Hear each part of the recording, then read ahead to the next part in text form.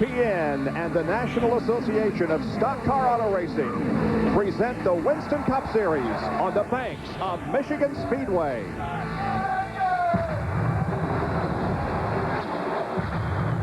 In racing like life, history is our greatest teacher. Here in Michigan, we've learned it requires muscle to make your moves. They bump, they touch, they rub, going down the backstretch, side by side, wheel to wheel. It's going to be a photo finish. They touch, coming down through the tri-oval at the line. Who wins it? I believe The colors and numbers change with time, but the math at Michigan is always the same. One driver plus 700 horses. Dale Jarrett's got a great run off the corner. I think he's going to get him there. He doesn't. He's in the lead. The mystery of racing has more questions than clues. Jeff Gordon won with gas mileage at California. He's going to do it. Jeff Gordon wins the California 500. But so far, Gordon is the bow tie's only black tie this season with his 8 wins, while the Ford fraternity has seen 7 of its talented brothers share the glory of the winner's circle. Gordon has been good, but the question remains, in '97, is Ford a better idea? No matter what the manufacturer, the motor is the key here. Maybe they call it horsepower, but without manpower, these horses can't get out of the gate. Now, maybe you're a relatively new fan to NASCAR Winston Cup Racing. Maybe you just met somebody who really loves this sport. Here's what you need to know today. If your chassis is hooked up and your driver can pull the rest of the field off the turns and has the horsepower he needs, he's going to have a lot of open throttle time. That allows him to generate the high RPMs it takes to win on a high-speed facility. Unless it comes down to a fuel consumption endurance test, in which case conservation is critical. What does all that mean? The fastest guy should win unless he runs out of gas.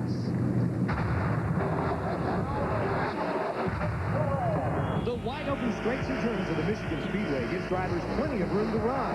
If someone makes a mistake in front of you, you have the room to miss it. The track is also wide enough to allow different lines to pass. On the inside, on the outside, and just about every line in between. 3, 4, and 5 wide in the turns. It's non-stop excitement. There's room to run. There's room to correct your mistakes. Caution flags are usually few and far between here in Michigan because there is room to run, and that will put a premium on gas mileage. Sure, the favorites' names have not changed, Martin, Gordon, and Jarrett, but the guy who winds up in victory lane could be the guy who pulls off a fuel mileage shocker. It's no secret with a little luck you can go a long way here in Michigan, but only after you charm the gods of gas mileage. And 28 is slowing down. In turn 1, very, very slow. There he is on the bottom of the racetrack. This is the NASCAR definition of slash and go. 3 seconds. Ray Abraham counts it off. 1, 2, 3. And he's out of fuel for the second corner. Jeff Gordon is just backing up a little bit, trying to save every drop of fuel he can. And Mark Martin apparently is out of gas. Johnny Benson was coming in this lap, but he radioed the crew that I am out of gas. Unbelievable. I'm not a gambler, Jerry, but I'm going to tell you what, I was pretty nervous. The nerves and fears of today concern not how fast you go, but how far. With gas mileage, a critical element. Remember the number 50, folks. If you can make it to 50 laps, you can make this a 3 pit stop race. But exactly what controls fuel mileage in the carburetor? Let me show you. These little gizmos right here called jets. The one on the left of your screen with the big hole, that's a qualifying jet. Lots of fuel, lots of horsepower, but you only run 1 lap. The one on the right of the screen, the small hole, that's a race day jet. Now, you got to be concerned about that because, yes, you lose 20 horsepower, you save gas, and you add 10 laps to get that critical number 50, but if you go too lean, too thin, you could burn a piston, and that could also cost you. So in other words, in the critical game of gas mileage, there's a very slim margin between those who finish first and those who fail to finish. Folks, you give the driver the power to run fast. That's exactly what he's going to do. Ned, if they save fuel, it'll have to be done in the garage before the race. Yeah, they didn't make that decision today or won't make it during the race. They started making it yesterday in happy hour to put those little jets in that Jerry talked about, to put a higher gear in it so that it won't turn as many RPMs. Back the timing off a little bit. Takes away horsepower, but also gives you better gas mileage. But if the cautions fall just right, those that have the horsepower have a better chance to win. We got to get to the grid here. I'm Bob Jenkins. We're less than a lap from the green flag. Here's the lineup. On the pole is Johnny Benson, his second career pole and his first of 1997. On the outside of the front row, a guy who's won this race twice, Mark Martin. The second row has Ricky Craven and Dale Jarrett. In row number 3, it's Jeff Burton and Bobby Labonte. The fourth row, Ted Musgrave and Ken Schrader. The fifth row has Dick Trickle and Jeff Bodine. And take a look at the rest of the starting lineup while we keep an eye on this weather situation. There is a lot of rain in the area. It isn't raining here right now, and hopefully it won't for the next 3 hours. We hope it won't, because, folks, it is tough, the decisions these teams are going to have to make with rain in the area. It's so tough. I expect a lot of them are thinking, hey, let's gear ourselves and plan our strategy right now to try to go 101 laps. That's halfway, hoping that the rain will stay away all day. But get yourself in position, be up towards the front in case it does come, and to get half of this race in. And they decided to go one more lap here before we get to the green flag, so it'll be one more before the start of the race. 200 laps around this 2-mile track, 400 laps of competition. There you see the remainder of the starting lineup. Gary Bradbury is in the 78 car this week, along with Bobby Hamilton there in the 18th row. The 19th row is Strickland and Brett Bodine. The 20th row, provisional starters, Ward Burton and Jimmy Spencer. Row number 21, Lake Speed and Kenny Wallace. And taking his second previous champions provisional in the last 3 races is Rusty Wallace. And there was only one driver that came here and failed to qualify. That was Dave Marcus. The Manufacturers Championship has Ford on top by 154 points over Chevrolet with 136 and Pontiac with 90. There are 21 Fords in today's starting lineup, 14 Chevys and 8 Pontiacs. We had some debris on the racetrack. That's why we have gone this extra lap. Here is the onboard camera with Rusty Wallace. Starting back in 43rd spot. Long way to go. Michael Waltrip, Sitco car. Starting 31st. As we work our way towards the front, there's Bill Elliott, the McDonald's Ford. Oops, we went all the way to the front.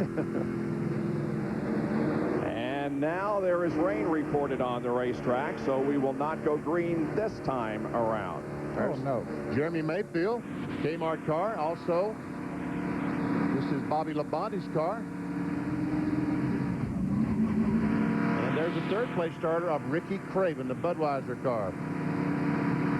And finally, up in the front row, Mark Martin carries our in-car camera on the outside of row number 1. Well, NASCAR has made a great effort to get this race started as quickly after 12:30 as possible. We had debris on the racetrack, and now very slight raindrops are reported. I saw a couple of raindrops on the camera of the helicopter, looked like, when the Pennzoil copter cam. Okay, it's not too heavy, Bob. It looks like they're going to give them 1 lap to go now.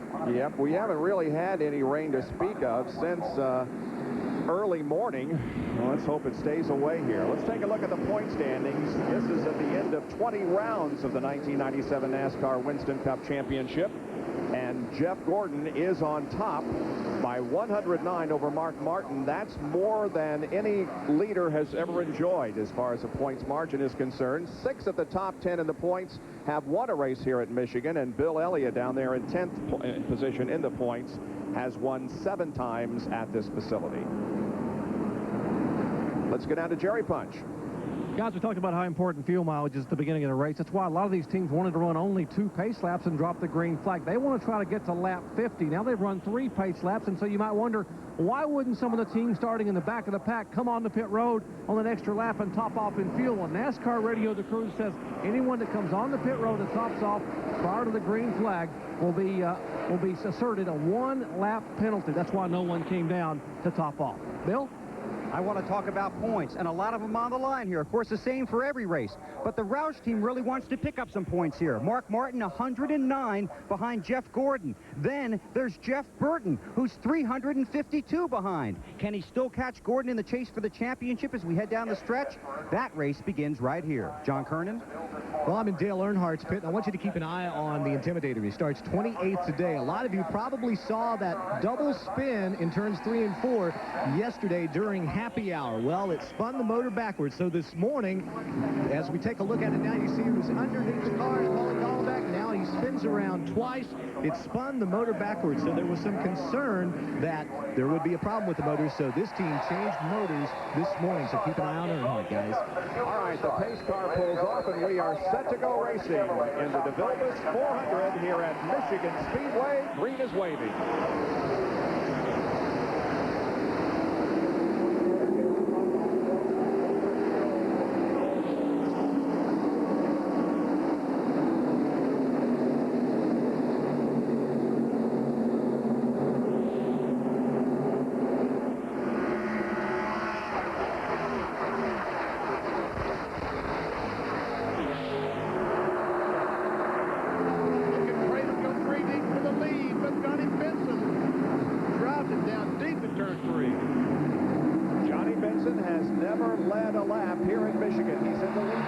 They come off four.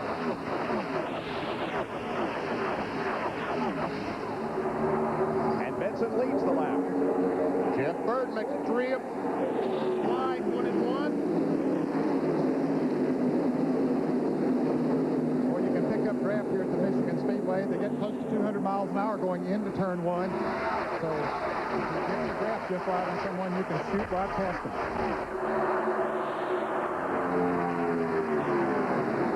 Going by Bobby Labonte.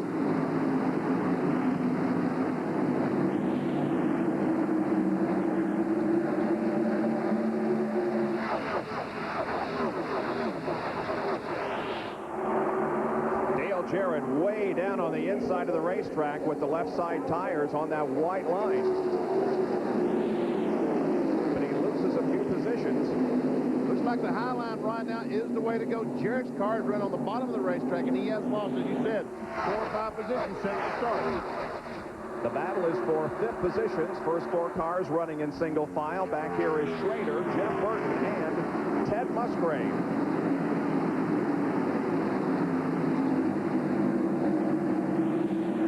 Mark Martin coming back on the inside of Ricky Craven, trying to take over second. Mark Martin with about a half a car length advantage on second place Craven. But Ricky fights back in turn 1. 3 abreast racing back here with Terry Labonte in the middle. And now you can see that Rick Craven did maintain that second spot.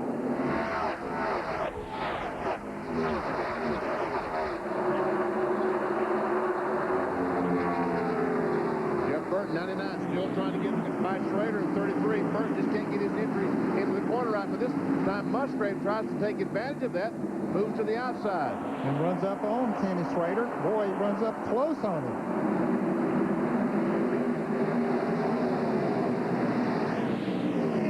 And now Burton caught down on the inside like Dale Jarrett was a little bit ago and loses some positions. You're right, Benny, that outside groove looks like the place to be right now. Look at Musgrave going the inside of Schrader, trying to take over 5th spot. When they come off that corner, they seem to lose momentum. And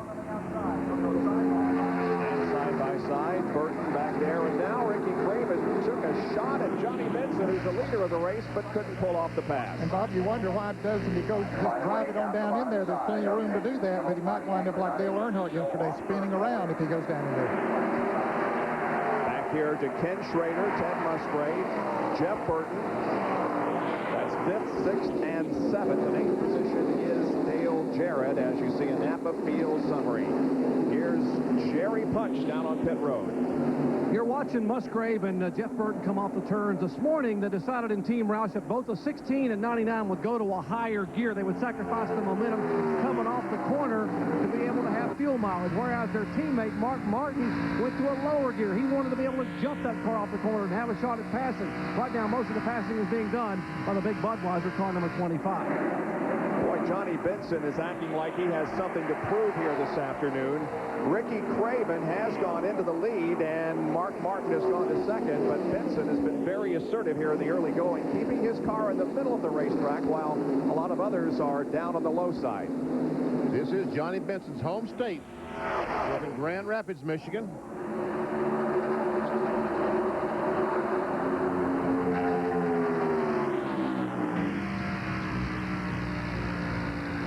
So Ricky Craven is in the lead here at Michigan Speedway in the DeVilbiss 400. We'll be back in just a moment.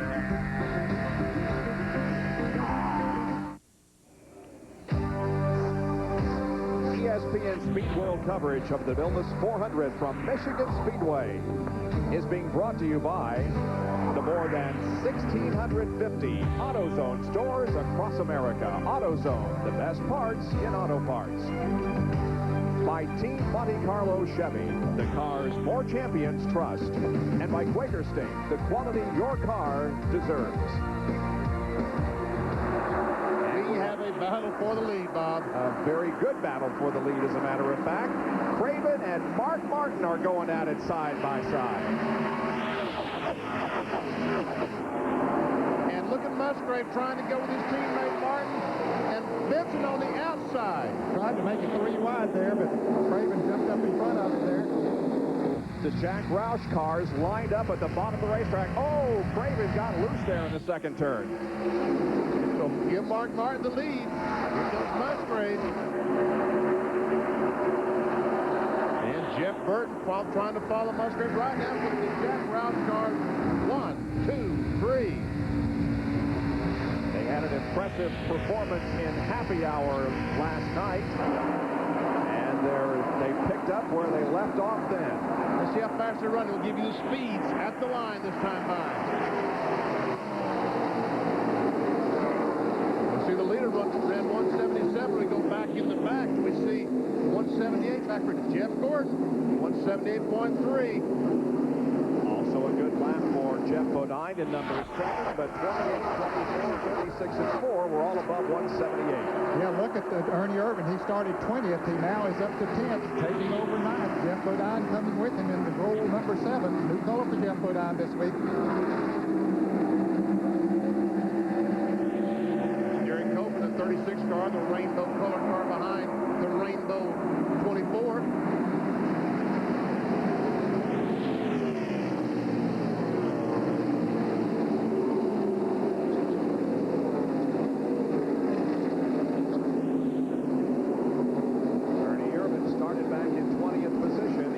One position on the first lap, and at the end of 11 circuits, he has picked up 9 positions. Since then, has picked up a couple of more. The 77 car of Morgan Shepherd slowed down. Bill, what's going on? Morgan very, very loose right now. They speculate they may have a shock absorber problem. They're going to try and get him to ride it out. Wow. And Dale Jarrett side by side. This is the battle for the 7th position. Ooh, Jarrett's back in, wiggling a little bit there, Ned. Yeah, he didn't have that right angle into the corner. He talked about a little bit further. That might cost him a position or two. He squeezes it between Trainer and Irvin. As you see, Terry Labonte started 14th, has worked his way up to the 7th spot now.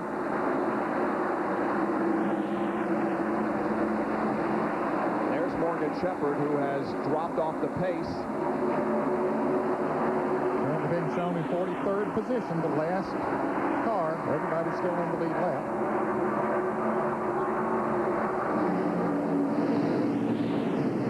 Ricky Rudd at the end of this pack. Rudd is, let's see, shown in the 34th position. Blake Speed, the 9 car, directly in front of him. A new paint job this week for the 9 car. You know, it's time for Ricky Rudd to have a good finish. It's been up and down the last 6 races. For instance, in California, Ricky Rudd finished in 3rd position. The next race, 34th. New Hampshire, good run, 9th. Next race, bad run, 36th. At Indianapolis, he won the Brickyard 400, and he finished 40th last week at the Glen. So if the string continues, Rudd will have a good finish here this afternoon. Walker brothers there racing. Darrell in the black and white number 17 with some orange or red on it, and his brother Michael in the Citgo Ford. They are running 28 and 29. The reason for onboard cameras acting up like that, the helicopter can't get quite high enough because of the ceiling here to give us missing those great shots as Earnhardt dives to the inside, tries to go by the 40 car of Robbie Gordon. Earnhardt is up to 16th position. There's Rusty Wallace on the low side of Wally Dallenbach. And Wally Dallenbach has had some contact with him, and the right rear of Wally Dallenbach's car is bent. Look how it's bent out there. Really catching some air on that 46 car as Rusty Wallace tries to drive on the left side. Rusty's got a good run going. He's up to 25th now, trying to take over 24th. And he started back in 43rd. John Kernan? Rusty Wallace was very disappointed with his qualifying effort. I talked to Robin Pemberton. He says, hey, we don't know what the problem is in qualifying. That's the same car that finished second in Charlotte. It ran well in California. But they were very happy with it yesterday afternoon. Tried a few things chassis-wise in happy hour. Didn't make any changes this morning. And just a few laps ago, Rusty uttered his first words over the radio. He said, guys, it's running really well. Johnny Benson, our pole sitter, has dropped all the way back to 8th position. Jeff Gordon is up to 9th, and there is Dale Jarrett running in 10th position.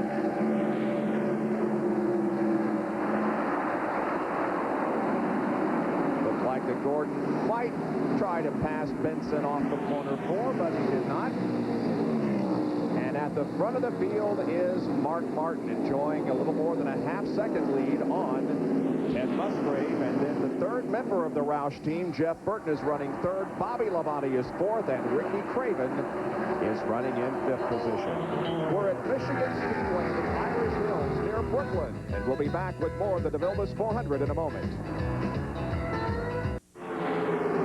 The DeVilbiss 400 at Michigan Speedway is 22 laps old. Mark Martin, there's the healthy advantage he has, but the battle back here for 2nd and 3rd.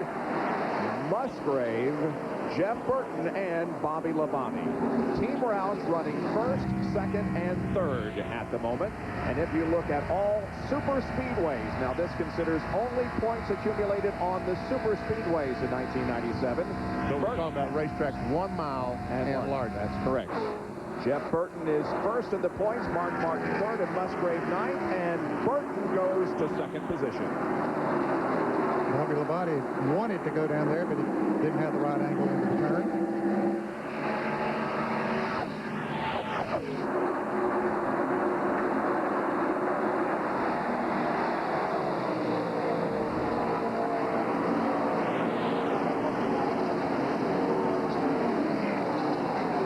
Dale Earnhardt on the inside of Derek Coe, trying to take that spot away.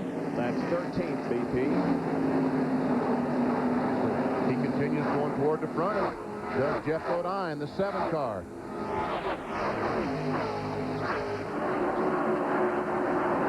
Earnhardt started back in 28th position. On the first lap, he picked up 1 spot, then a few more, and right now, with 23 laps in the books, Dale Earnhardt's running 14th. Still looking to end that winless streak, which is at 47 races. Bill Elliott shoots down to the inside of Ken Schrader.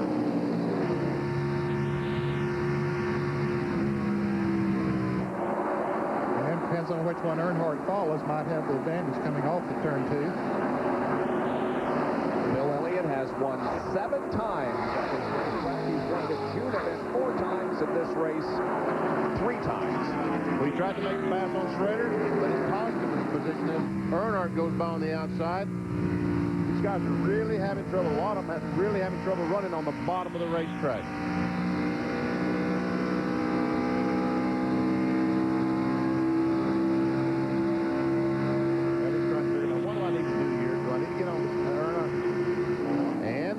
Bobby Labonte goes by Ted Musgrave, take over the 3rd spot.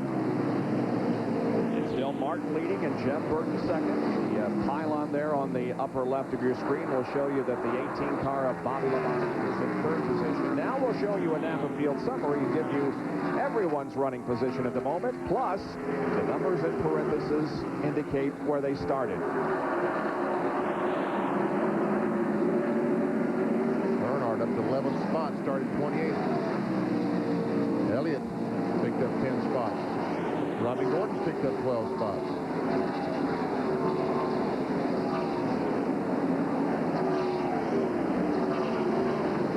Rusty Wallace started 43rd up to 22nd.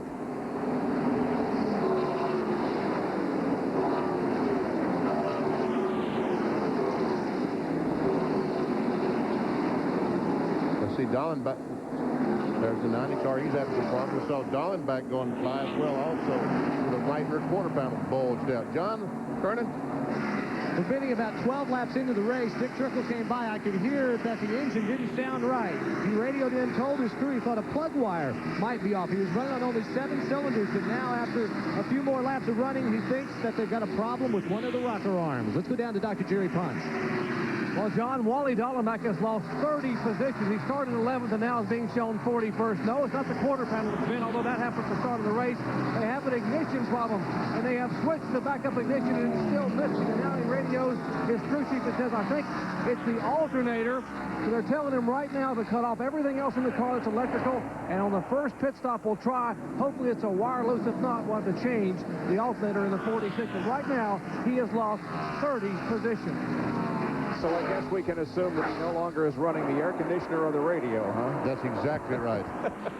You know, they had an alternator problem on that car at the Brickyard. Yeah, one of the Statco cars had an alternator problem.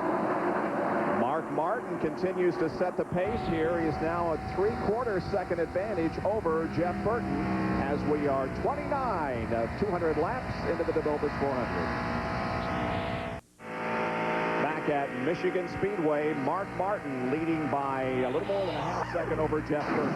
And there's a new feature on NASCAR Online, www.nascar.com. Weather trackers can check the current weather conditions in the weekend forecast and the live Doppler radar, which is updated every 30 minutes.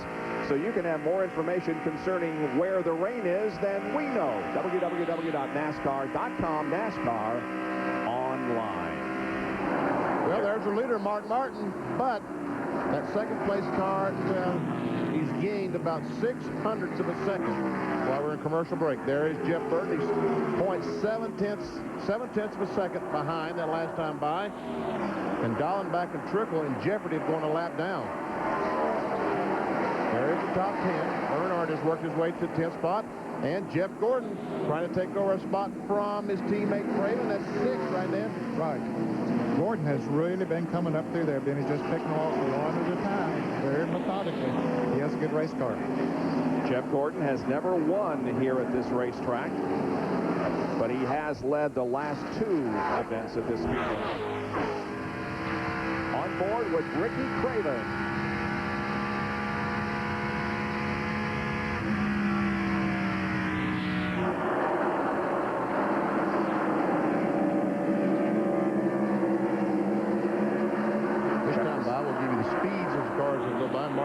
Crossing line, and look at Jeff Burton that time, over 178 miles per hour.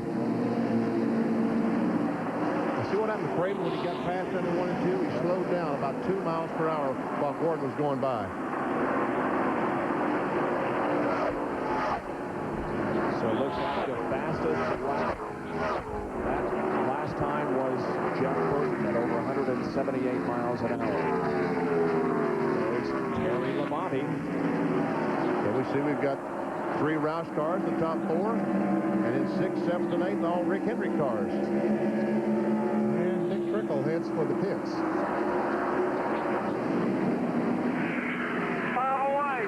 4, 3, 2, whoa. John Kernan.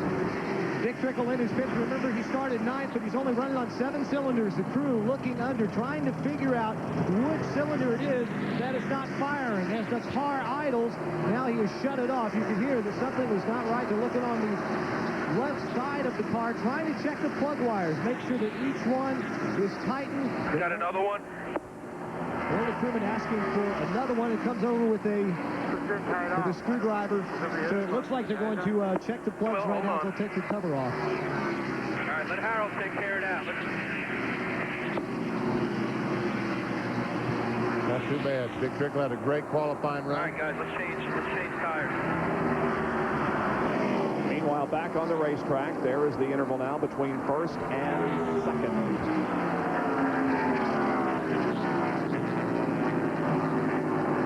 Jeff Burton, we see that he's about the same as Mark Martin. We'll check the speeds for the last Lap 7, 13, 19. Martin and Burton ran about the same thing. Yes, on 13, Martin had a great lap. On 19, we see that Burton's a little faster. And on lap 35, looks like that Burton is a little bit faster. Now, at the end of these runs, we'll just see how these cars are doing on these tires. Sometimes as tires heat up and they get long runs, the fuel load gets lighter. It changes the handling characteristics of a car, and sometimes it favors one, and sometimes it hurts another. Jerry Punch. Exactly what you're saying, Ned and Benny, is what's happened with Ted Musgrave. The concern here at Michigan, the track tends to get very, very tight, which means you get a push coming off the corner. Now, if you have a low gear in the car, which some of the guys are going with, like Mark Martin, you can just jump in the throttle, and it'll jerk the car off the corner, and the push will go away. But Musgrave went with a higher gear to conserve fuel. He said, now, if we get a push, we have no way to get the car to turn coming off the corner because of our gear. And that's exactly what's happened. He now has a severe push coming off the corner. And he's brought back to fourth position. We are on record pace here. It's been green since the drop of the flag, and so we are more than 20 miles an hour above the race record, averaging 177.9 at the moment. Let's check the intervals here as the cars cross the line. We see Jeff Burton still 3/4 of a second behind. Bob Labonte now almost 5 seconds back. Jeff Gordon 8 1/4 seconds. Dale Jarrett a little over 12 seconds, and Dale Earnhardt 15 1/4 seconds behind the leader, Mark Martin. And Jeff Gordon now comes up on the 28 car of Ernie Irvan. We should be entering a pit stop window here before very long, and we want to make sure that we show you what happens during those pit stops, so we'll take a break. With 40 laps completed at Michigan Speedway, Mark Martin is the leader.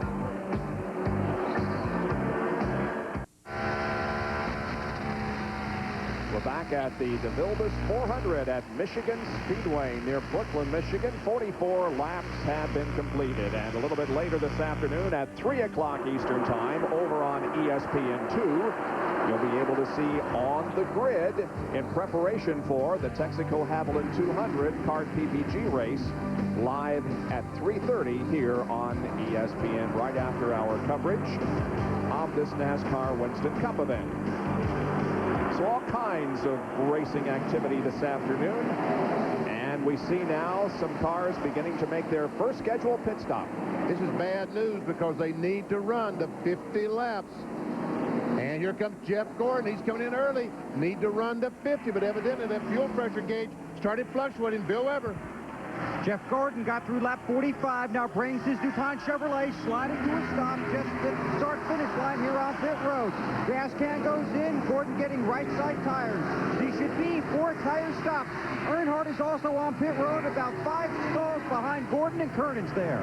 It'll be a 4 tire change for Dale Earnhardt. The car's been loose getting into the turns, but good coming off.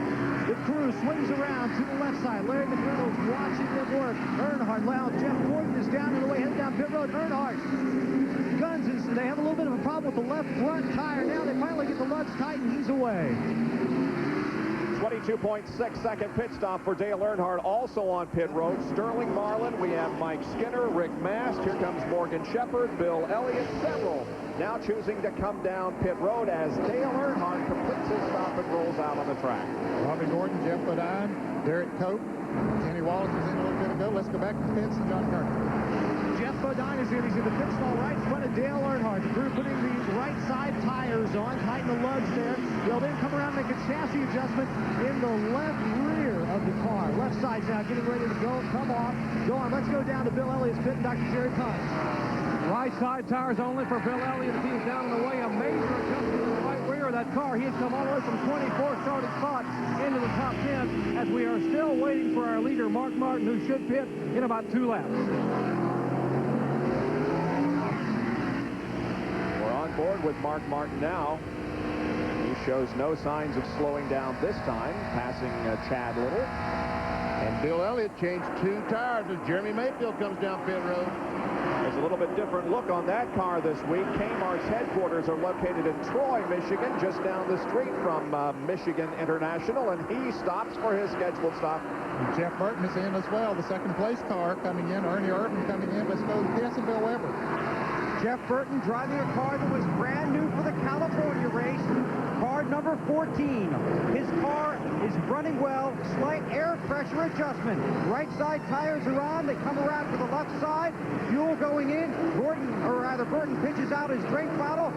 Tightening the lugs on the left side. Having a little problem on the left rear. Now the lugs are tight. The car's down. And Burton's around and out to punch.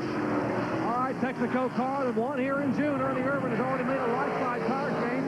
Now we go to the left side of the car. 4 tire change for Ernie Irvin. Remember what happened in June? You take only 2 tires. Now we'll see what our leader does. Here comes Mark Martin down pit road at 65 miles an hour. Martin in the pits for Valvoline Ford. I got to believe they're going to change 4 tires. As good as this car is in, his teammate, Ted Musgrave, also pitting about 4 stalls behind him. Right side tires on for Martin. No check thus far. Left side tires going on. And Musgrave has Ricky Craven running. Musgrave, they both getting right side tires. Has the left front, now left rear tire is down on the Valvoline Ford. He is down the way. Now Musgrave just getting right side tires. Craven, Budweiser, Chevrolet will get a 4-tire change. They made an air pressure adjustment for Craven to complain. Very, very tight. Smokes the tires and heads back to 1. Let's go to Bill. Bobby Labonte pits on pit road as the race leader. His Pontiac slides to a stop. Terry Labonte goes by on his right-hand side. Bobby has right-hand tires on. They come around to the left side. Fuel going in. Bobby's still waiting on the left side tires, trying to get plenty of fuel in. He's gone past lap 50. The 8 feet is away. Now Terry Labonte, his older brother, the reigning Winston Cup champion, waiting for his tires. He's got fuel in the gas. And Terry Labonte returns to the race. Great pit stop by Bobby Labonte's Interstate Batteries crew. Also, Terry Labonte, those guys had a great pit stop. We see Chad Little, someone under the back of the car. Yeah, they're looking under the car now. Something is broken on the John Deere Pontiac. As Kenny Schrader, Darrell Waltrip both go back on the racetrack. And that's Wally Dallenbach pitted right behind Chad Little. And looks like they have some problems that may take them behind the wall. Wally Dallenbach moves out. Yes, they are pushing the 97 off pit road back toward the garage area. So that's the first car that moves off the track for some work. And I believe after this round of pit stops that Jeff Burton was going to pick up the lead. Jerry, what's wrong with the 97? Just the kind of luck Chad Little has had all year long. They had a vibration in the car. They thought it might be something in the rear end. They came in and checked. It is apparently in the transmission, so they will push him behind the wall and try to make a change. But unfortunately, that good qualifying effort early in the week goes for naught as he will head for the garage area. So the John Deere crew continues to push that car back to the opening that will allow them to take it back for some work. Well, here is the battle for the lead now. The 99 of Jeff Burton is the leader of the race, and Mark Martin is running second, and they're in some rather heavy traffic here. Yeah, trying to put a lap on John Andretti. 98 goes a lap down. There's Kyle Petty, and Howard Hill's Pontiac number 44 goes a lap down. And we see that great pit stop by the Interstate Batteries crew as Bobby Labonte just a little over 2 seconds behind the leader, Jeff Burton. So Bobby Labonte is third, Ted Musgrave is fourth, Ernie Irvin is in fifth position as Jeff Burton leads at the DeVilbiss 400. Mark Martin has gone back in front of Jeff Burton, and so Martin once again picks up the lead here. But Bobby Labonte, that green car, has closed in. He was a little over 2 seconds behind now. The last time by was just a half a second behind of Mark Martin, the leader. Evidently, the traffic, these guys have had trouble getting through the traffic. Never seen the off-track interval. Mark Martin went by. He clocked he goes the next time by, he went in the pits. He made his pit stop. He came back. So that is an average of 2 laps, 126 miles an hour. And we see that he was a little bit faster than Jeff Burton. We're talking about second. I'm sorry, second. So Jeff Burton was off. That's That's why Jeff Burton was in front when the cars get back on the racetrack, because he spent less time in the 2 laps and made the pit stop. Now those are timed. They hit the mark, and it's a slowdown lap.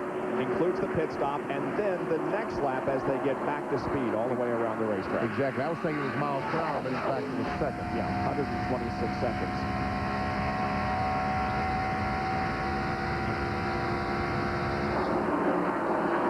And, you know, those things, the driver is very critical. You know, get it in the pit road, on the pit road, get it off pit road. What race was it this year that we credited Jeff Gordon with having an advantage?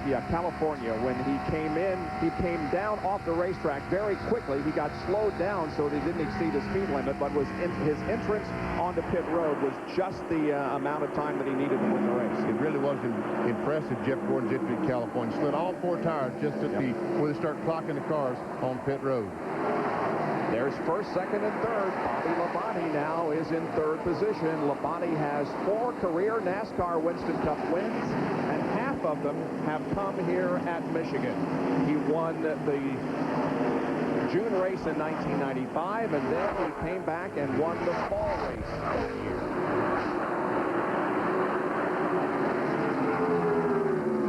Last time by Mark Martin, those fresh tires ran just over 180 miles per hour.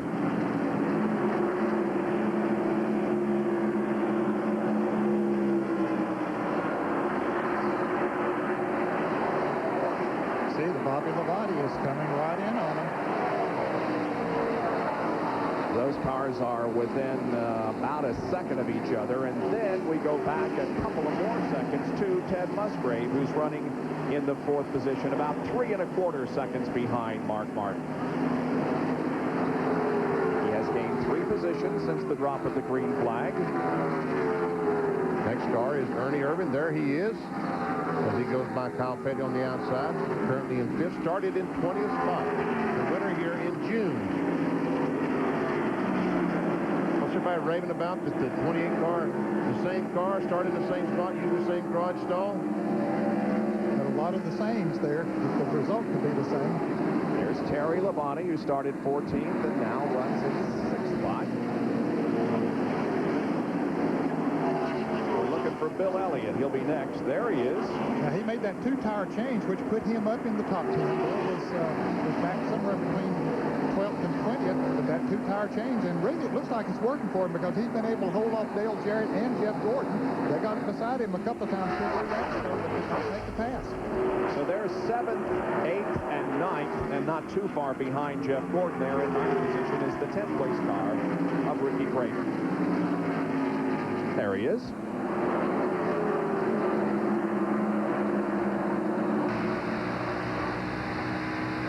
Board with Ricky.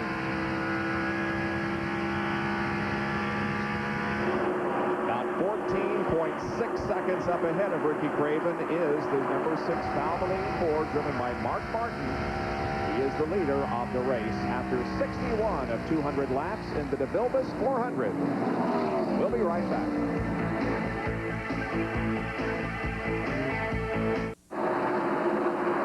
Here comes Mark Martin around the number 8 car of Hut Strickland. Hut is running in the 24th position, so there are 23 cars now on the lead lap, as Mark Martin has about a 0.6 of a second lead on Jeff Burton. Well, let's go down to John Kernan, who's with Chad Little. In the garage area, Bob, right now, and Chad's crewman underneath the car replacing the transmission. Chad, can your luck get any worse? Unbelievable. Yeah, it couldn't get much worse, but, you know, luckily the John Deere Pontiac we were running, I guess, okay. The car felt decent out there. We're a little tight down in 3 and 4, but pretty good in 1 and 2. And after that pit stop, I took off, and I thought maybe a tire was really loose, but as it turns out, something inside the transmission broke. So we're going to change the transmission and then just get back out there and see what we can learn as far as chassis setup and so on. But it's unfortunate, you know, when you have a string of bad luck going, it can continue, and we're not going to endure that for that right now. But everybody has high hopes. We're real excited about our new alignment with Roush, and we're going to keep charging forward. Chad Little in the garage area right now, the crew working. He's looking to find that lucky horseshoe. And the Jack Roush driver Mark Martin continues to rumble through the field. He just put Lake Speed down a lap in 23rd position, and ahead of him right now is David Green in the 96 car. Chad Little just mentioned the Jack Roush affiliation. I don't think there's been an official announcement, but I guess he just announced that he's going to be joining the Jack Roush team. Some speculation was to be a Ford or Pontiac. Jerry Punch? And by the way, Benny did make an announcement this morning that Jack Roush is the official owner there of the Chad Little team, and we'll be going up there Tuesday to visit the shop for the first time. But a moment ago, while you were talking to Chad Little, Derek Copeland, an unscheduled pit stop in the Skittles Pontiac, and guys, believe it about bad luck, his window net came down. They had to come down pit road and put it back up, and it cost him dearly. Yes, indeed. He's down a lap now in 37th position. Just passing by Dale Earnhardt, who's running at 11th currently after starting 28th.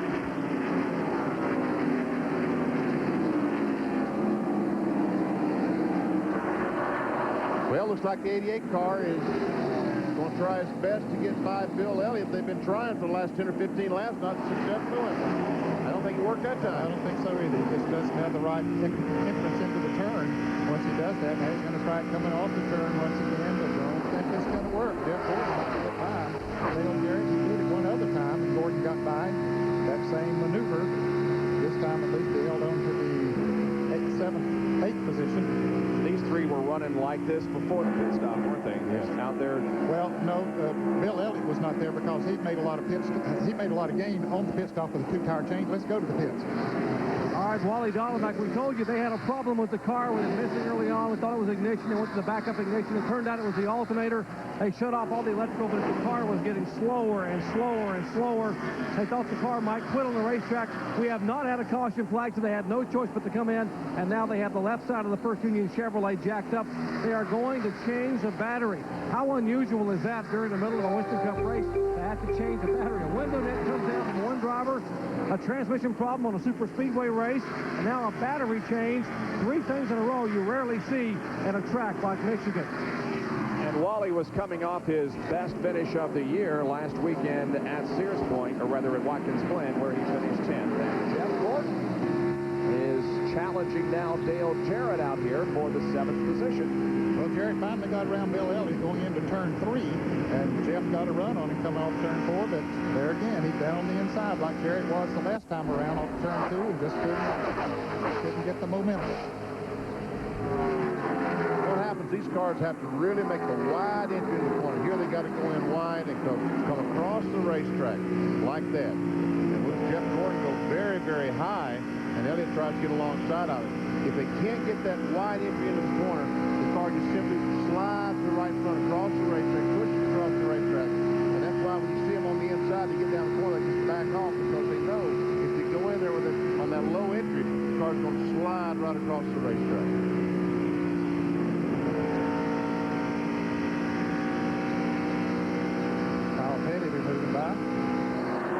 There's the Napa Field Summer. You can take a look and see where your favorite driver may be running.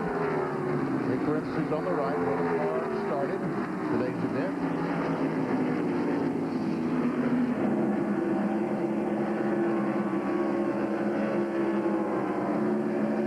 18 cars still on the lead lap. Jeff Green just went a lap down, as did Bobby Hamilton. Remember, when we go to Darlington in a couple of weeks, Jeff Gordon will be going for the Winston Million. And the only driver to have done that so far is the guy that's running right there behind him, Bill Elliott. Dale Jarrett, of course, went after it last year, failed to capitalize. We'll see if Jeff can this year. That's in 2 weeks at Darlington. 75 car Rick Mast on pit road. Remington Ford. Running back to 38th spot, a couple of laps down, so I would guess that the Remington car is just using this as a practice, trying to figure out what they can do to make this car better the next time they come to Michigan.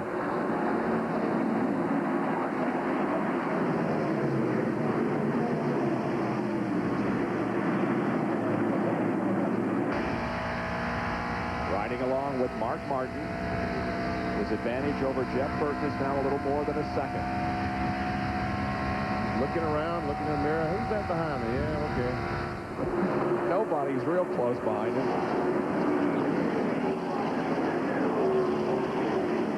There's a lot of track distance between that particular driver, Mark Martin, and the battle for 7th position, and there it is.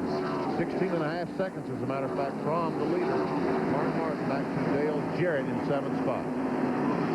And Gordon trying to go by on the inside, gets a good run.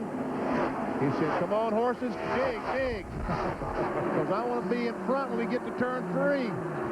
I'm not going to be able to make it. Doggone it.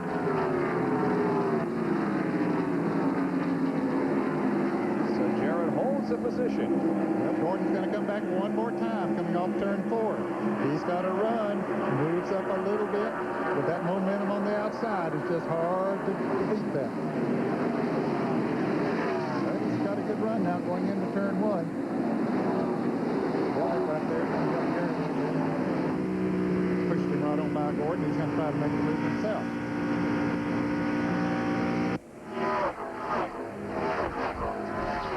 Watch what happens when you get on this straightaway. If Elliott stays up behind Jarrett, it's going to give Jarrett a little bit of a boost. Well, I don't know. It didn't give him. Nope. I lied, folks. I thought it was. Under normal circumstances, it would have given him a boost. I forgot about that horsepower of that 24 car. Well, BP looks like that Jeff Burton had the fastest of at least the first 6 there. You can see the 24, 88, 94, only 175 miles per hour because they're running side by side and slow these cars down. I told you just a moment ago they were 14.5 seconds behind the leader. They're now 17.5 seconds. So in the last 2 laps, they lost 3 seconds to the leader while they race each other.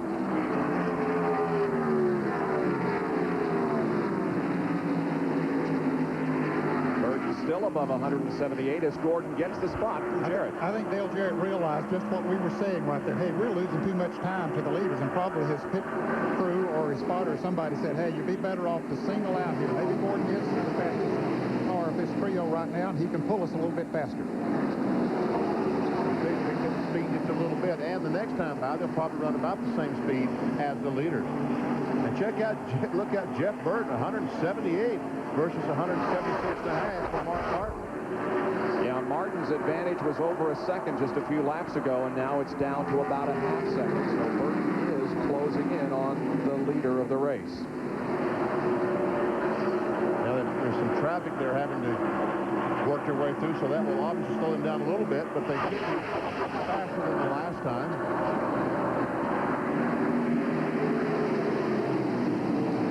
It's over a mile per hour faster than the last time, even working through traffic. 78 laps completed here at Michigan Speedway, and it's still Mark Martin showing the way. We'll take a break and be right back with more at Michigan Speedway.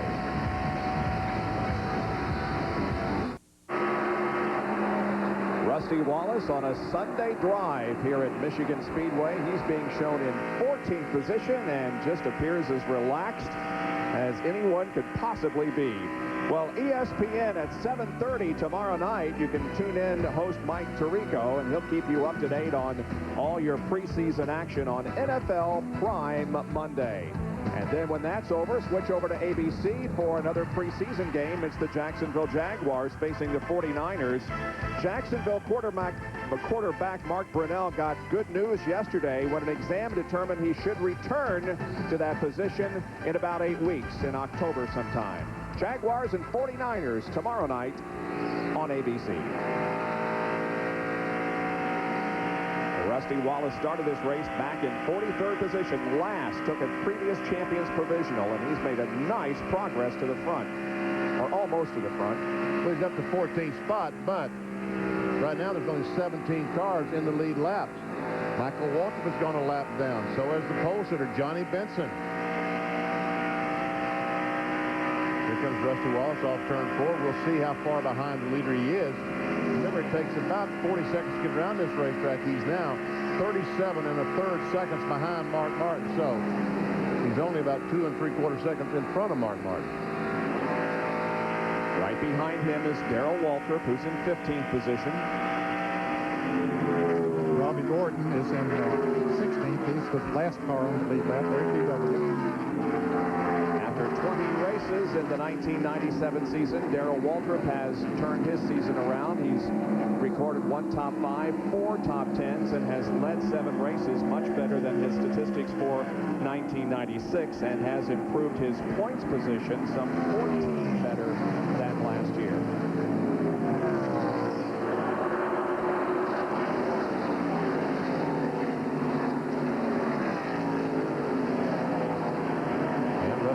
Goes by Jeff Bodine, takes over that spot, put him up to 13th.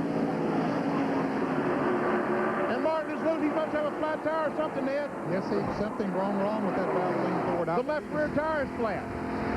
Man, he made an incredible save, didn't he? Yes, the left rear, see it? Yep. Wow. And it may peel the cap off and tear something up before he get back to the pits. He's over in turn 3, I believe, headed for the pits, but he's got quite a distance to go. And oh man, well, it's so great. Had a dominant car. Maybe the crew's getting ready for it. boy, he was just all over the racetrack trying to slow it down. Doc? You know, we talk about all the sames that have happened in Michigan over the years. Same car for Ernie Irvin, same stall. Well, Mark Martin said, we're bringing the same car back, but not the same engine. We are going to have better fuel mileage, and it was working perfectly. They pitted on lap 49, could make it on 2 more pit stops, and now this happens. That's exactly the kind of luck Mark Martin has had at Michigan Speedway.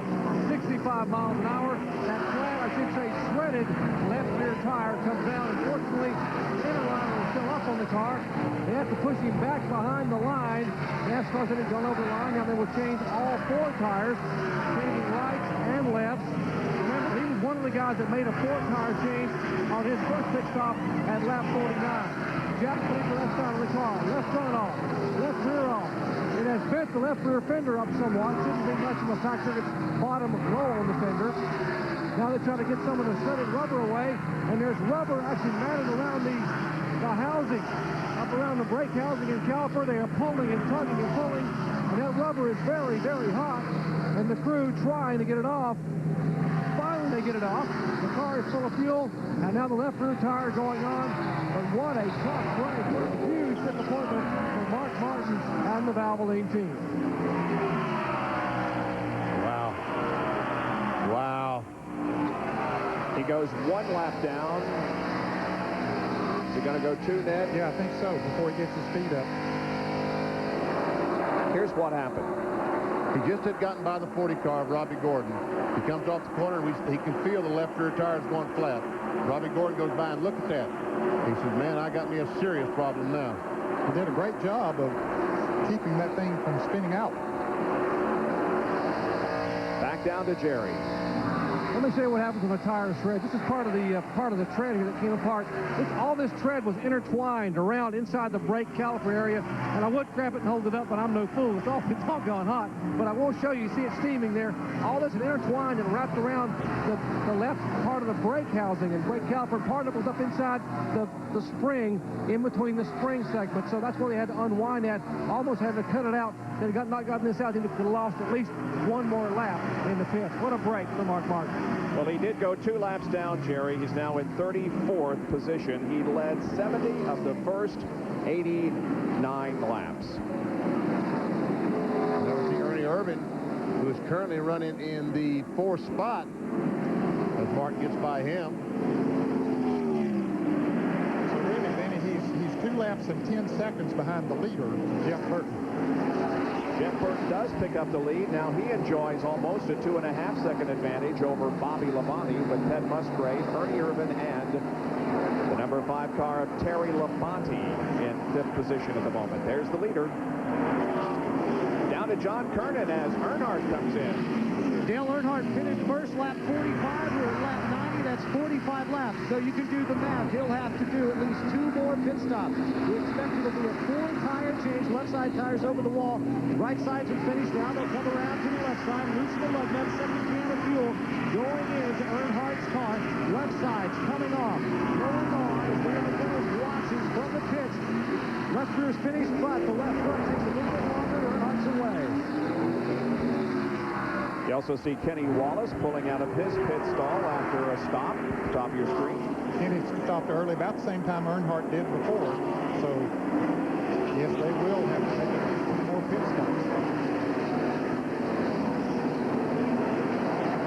There is Jeff Burton, who continues to lead now that Mark Martin has given up the lead, and this is what happened on lap number 86 to Mark Martin. Out in turn number 2, the left rear goes flat. He makes a great save, but because of that, he is 2 laps down to the field.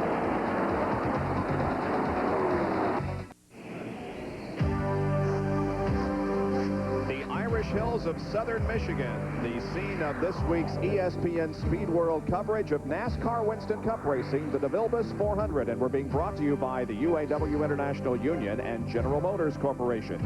Assembly line to finish line, teamwork wins. By Burger King, where you can get your burger's worth. By Budweiser, the classic American lager. And by Daytona USA, the ultimate motorsports attraction. We are nearing the halfway point here at Michigan Speedway in this 400-mile race. We have completed 95 laps. Jeff Burton is on his 96th lap. And Sterling Marlin just took his Kodak film Chevrolet to the garage area. Kyle Petty is in the pits. Jeff Bodine comes down pit road. Let's go down to John Kernan.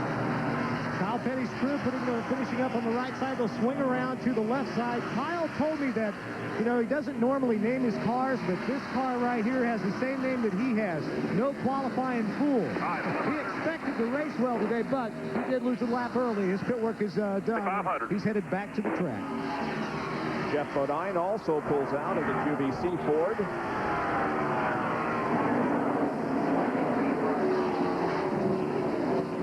Only 2 tires by Jeff Bodine. We hear from pit road. And there is Burton passing by the 17 car of Darrell Waltrip, or almost. Darrell is running in the 12th position, trying to stay on that lead lap. We understand there might be a few raindrops falling. And Jeff Gordon has come in, and he, as he did in California, Benny, smoked the tires, slamming on the brakes to get down below 65. Bill Weber. 97 laps on the board and a little more smoke as Gordon pulls to a stop in his pit. Extra man over the wall to clean the windshield now. An occasional sprinkle on pit road. Right side tires going on the DuPont Chevrolet. Took a little longer with the right rear. Now they swing around to the left side, trying to get in as much fuel as they can. Remember, weather is a factor. Getting left side tires. Elliott's in. Jerry's there. 7-time Michigan winner Bill Elliott will get 4 tires. Remember, he only took 2 right sides on lap 47 on his first stop. Left side tires going on. Center full of fuel. Great pit stop by the McDonald's crew for Bill Elliott as the car number 43 is on pit road. Bobby Hamilton getting service on the right side of his car. Now the crew going around to the left side. Also in is the 42 car of Joe Nemechek. Getting 4 tires on his car. The crew goes around to the left side. Jack goes up. And the leader comes in. Jeff Burton is on pit road. Giving up the lead here for a pit stop on the 99th lap. Bill, he's headed toward you. And this would be car 99 coming to a stop as the race leader. 2 wins already this season. They peel off the plastic shield on the windshield so Burton has better visibility. They'll make a track bar adjustment on the right rear. He's got right side tires, a 4-tire stop. Again, fuel is critical. Jack is under, car is up, water bottle comes out, left side tires go on. Waiting for the left rear, car is down, 99's away to Jerry Pond. Right side tires going on Ernie Irvin and making a track bar adjustment on the right rear of the Irvin Texaco Havoline Ford. Same car that won here back in June. Now left side tires going on. Ernie Irvin crew gets to pull the fuel. They wait. Let's go to John Vernon. Right side tires on for Rusty Wallace. Gunning the engine saying, come on, guys, come on, hurry up, hurry up. Left side's coming on. Then an 18-second pit stop there last time. This was lap 100. They've gone 50 laps. They can make it with only 1 more stop. Rusty is headed back out to the racetrack. We've reached the halfway point as Terry Labonte comes in, and so does Michael Waltrip. Down to Bill Weber. Rain begins to drizzle a little harder. Terry pitches the water cup out the window. He's already got right side tires. Now he waits on his left side, Goodyear Eagles. Running of Unical fuel, the windshield being cleaned. The car's gas, Perry Labonte's away. The leader is in. That's Ted Musgrave. Jerry Punch heading for you. They were talking about a possible caution flag, Bill. They said there may be some debris on the racetrack. NASCAR says no, we're going to stay green. And here's the car number 16 down pit road. Same car, same driver that led the most laps here back in June. Prime Star Family Channel crew. They will make a track bar adjustment in the right rear. And the sprinkles are getting harder here on pit road. Right side tires going on Ted Musgrave's car. Crew now coming to the left side. Remember, they only made a right side tire change on lap 49 on their first stop. Musgrave is down and away. He's got to go around the car number 25. Let's go back to Bill. Bobby Labonte begins the trek down pit road. He'll have to weave his way around Darrell Waltrip, then pull into a pit. He has an opening in front of him. Plenty of room to work with. Rain is a factor now. We're more than halfway. It's an official race, but we want to go the distance. Windshield gets clean. Right side tires going on the Interstate Batteries Grand Prix. The same car that won in Atlanta last year in the season finale. Then it was a Chevy. Jack under the left side, trying to get the left side tires off. They've got him, putting on the new left sides. They pull them on. Labonte waits. He's down. Back in the race.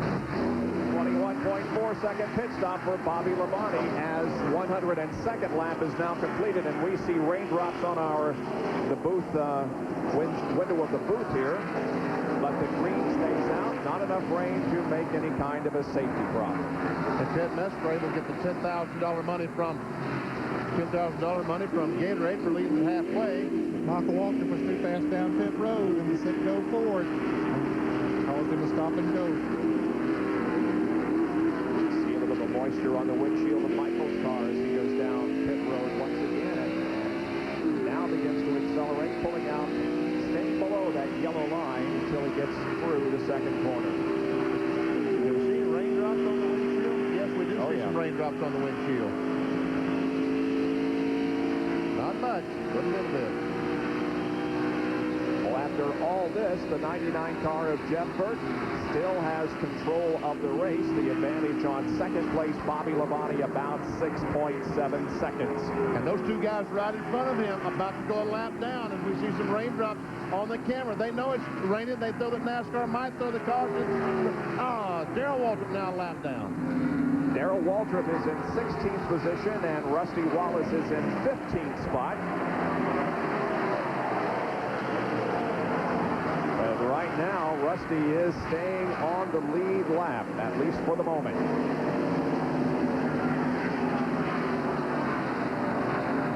We'll take another break at the 104 lap mark here at Michigan Speedway in the DeVilbiss 400. Capacity crowd here at Michigan Speedway in the grandstand and in the infield. Right now they're getting just a little bit wet, and because of that the caution has been thrown, and we are at lap 106 under a yellow flag. And what a break. Its caution flag is for rain. What a break for Mark Martin. He was 2 laps down. Now he got one of the laps back when everybody pitted, and now watch what happens. There's the leader when the caution flag comes out. The car is going in turn 3. Rusty Wallace is in front of the leader. All of a sudden the leader backs up like there's rain or something there, and Darrell Waltrip goes by. The caution is out. Darrell Waltrip, the leader's so slow. Here comes Jimmy Spencer. He's going to make a lap up. But here's why he slowed down. Here comes Mark Martin to get by and get his second lap back. Mark Martin is now back in the lead lap. And he is indeed. He is 14th now. The advantage of having a teammate. That's Boy, right. Aren't they great in a situation like that? And look, Mark Martin's on pit road to change 4 tires. He's back as good as all of them. Yep. Jerry Punch.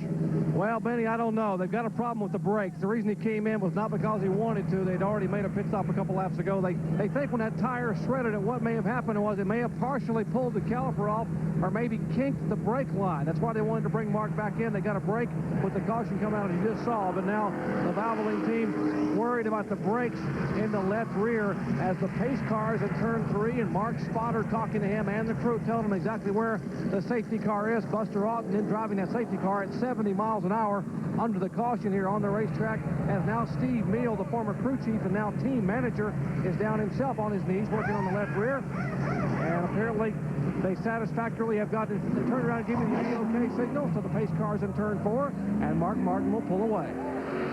Well, we have had 6 leaders of this race, and Mark Martin has led the most laps. He's led 70. Jeff Burton has led 21. The others who have led, Ricky Craven, Johnny Benson, Bobby Labonte, and Ted Musgrave. We've had 11 lead changes in the first 105 laps, but we are under caution. More pit stops being made. Here's Jeremy Mayfield. Oh, Jeremy Mayfield is a lap down. He's currently showing his 32nd spot. And they're doing something back on the right. It looks like they're disconnecting the rear sway bar. I would guess they're doing some work on both the front and rear. Jeremy shown 2 laps down.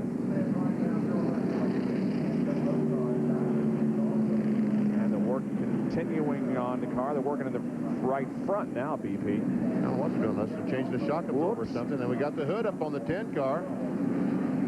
And he's made some contact. Look, pretty good contact on the right side of Ricky Rudd's car. Looks like he might have hit the wall. See all this back here? The tide is almost knocked off the quarter panel. And Mark Martin is also back in as they continue to work on that car. Well, they worked on the left rear the last time. Since they're in the rear of the field, they might as well go ahead and change 4 tires, Jerry. Manny, you're exactly right. They wanted us to come in and change the other 3 tires they had not yet changed. They're going to do a little body work here where the fender, left rear fender, and deck lids come together. It's buckled up slightly.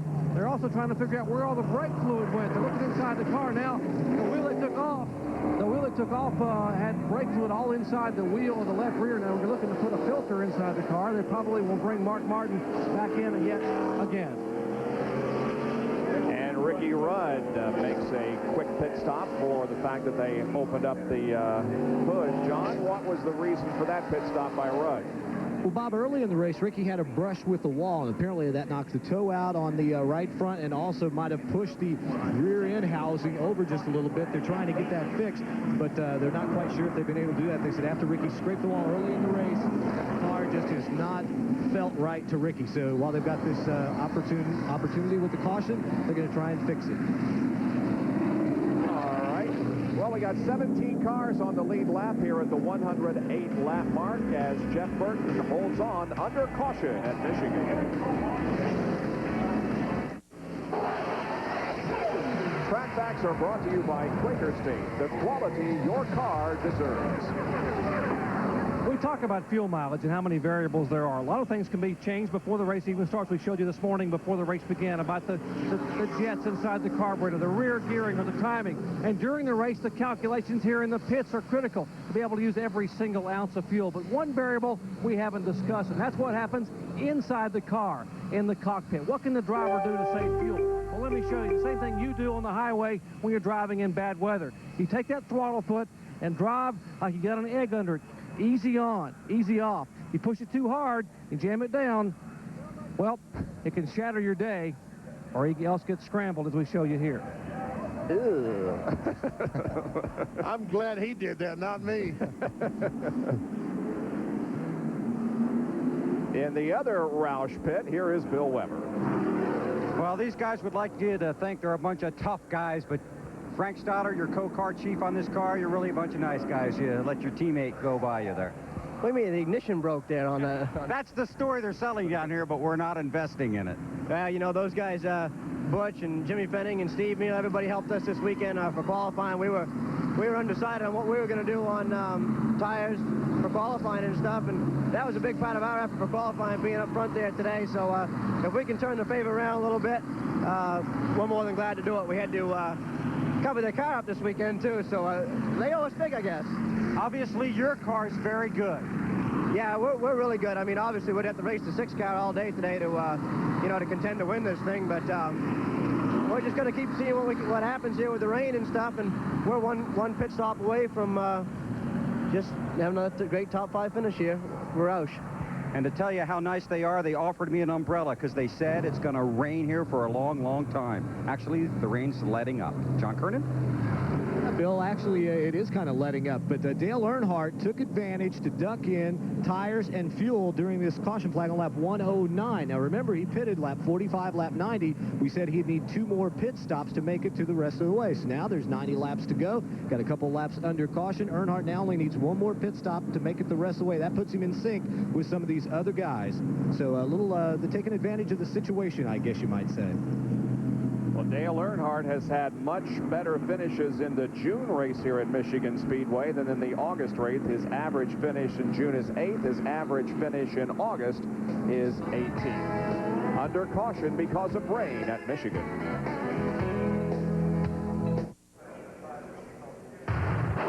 Still under caution because of rain. Here's what happened on lap 86 as we take a look at the highlights so far. Mark Martin leading the race. All of a sudden, he gets loose off turn 2.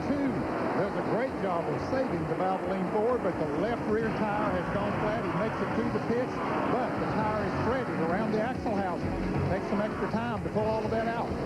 Goes 2 laps down. And he makes up one of those laps, Bob, when the others pitted under green, but now the caution coming out for rain, and the leader, Jeff Burton, his teammate, slows down, lets some cars go by, but most importantly, lets his teammate go by, Mark Martin, now back in the lead lap. And Jerry Punch is in the Mark Martin pit. Well, let's update Mark's situation. This threaded tire to my right here did cut the brake line, actually pulled the brake line out of the caliper. They have since capped that brake line off. They've been on pit road now 4 more times under this caution, primarily to get this rocker panel pulled out that was flapping underneath. Now, the panel is gone, but what this means is that the fumes are now going to get up inside the car in the cockpit where Mark Martin is sitting. This last pit stop he came in was to put an extra hose on his helmet to get fresh air in from the outside so Martin can try to avoid any carbon monoxide problems. Let's check in with Bill Weber. Well, Jerry, the excitement of Friday for Johnny Benson and the Pennzoil crew has turned to disappointment on this overcast Sunday afternoon. The car has been tight off the turns. It hasn't handled very well since the drop of the green flag. They also had a lengthy 25-second pit stop earlier in the race, so that's dropped Benson off the lead lap. So that team's very disappointed. Benson, of course, racing in front of his hometown fans, and we await the green flag once again. It is about to come out. Prior to this caution, we were averaging 174.025 miles an hour. We were reduced to about 65 miles an hour there for several laps, but now the green flag comes out again on lap 114.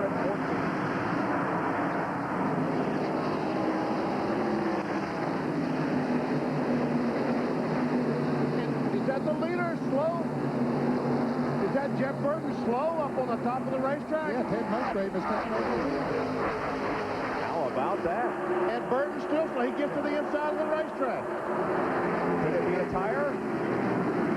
Might be. He felt something in that board. Bill Weber, what's going on? Do you know? Crew says it is a cut tire. They've got the pit board out. They're on the wall waiting for the leader to limp on back to the pits. They say it is a cut tire, similar to his teammate Mark Martin.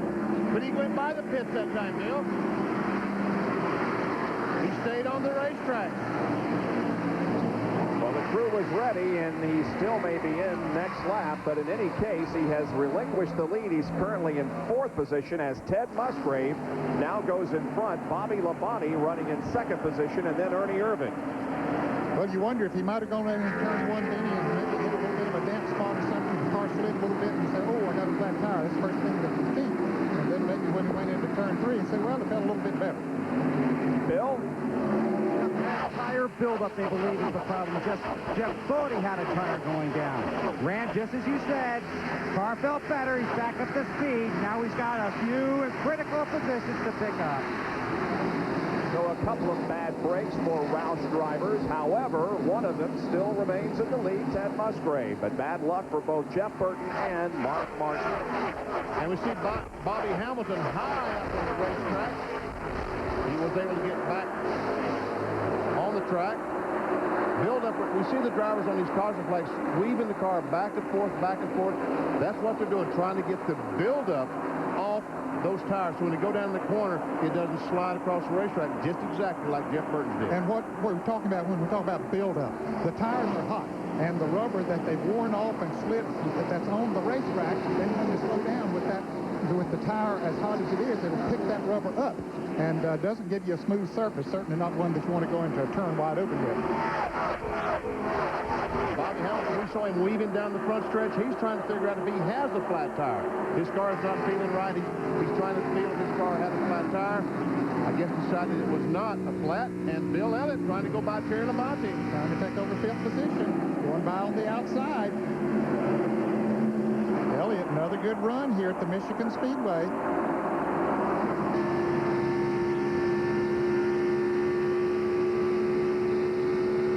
Meanwhile, the 99 car has gone by Ernie Irvin to take over 3rd spot. So Burton begins to pick off the positions that he lost there when the green came out. He's about 1.5 seconds behind the leader Musgrave. Now we have Jeff Gordon that's right there also, racing with Terry Labonte, and a big punch up back here. Ooh, whoa! Jim Green had to get out of the throttle. Smart guy. And Mike Skinner, the 31 car, Lowe's car, has been having problems all day. He's been on the bottom of the racetrack, and it looks like he's coming to the pits this time, yes. Well, he's 23rd, 1 lap down. Saw a shot of our pole sitter there, Johnny Benson, who's running back in the 23rd position. He's eligible for $76,000 in Unocal bonus money, but probably will not win that today. Now a battle for the 5th position as Elliott and Labonte go at it. Jeff Gordon looks on. Well, Elliott passed Terry Labonte just a couple of laps ago. Now Labonte's trying to get that spot back. But Elliott does maintain. That lets Jeff Gordon drive up on the outside of Terry Labonte. Might take that spot away. A battle for the 6th spot between teammates. Terry Labonte on your right, Jeff Gordon on your left.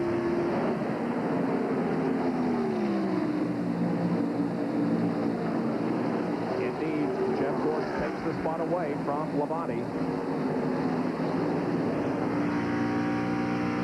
They call him Mr. Michigan, Bill Elliott, because in 39 starts here at this racetrack, he has 7 wins. That's more than any other active driver, 16 top 5s and 24 top 10s, and an average finish of 10.7.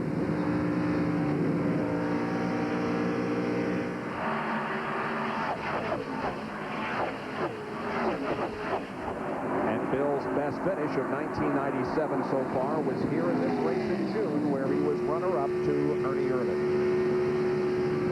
Looking back from Bill Elliott's car to Lake Speed.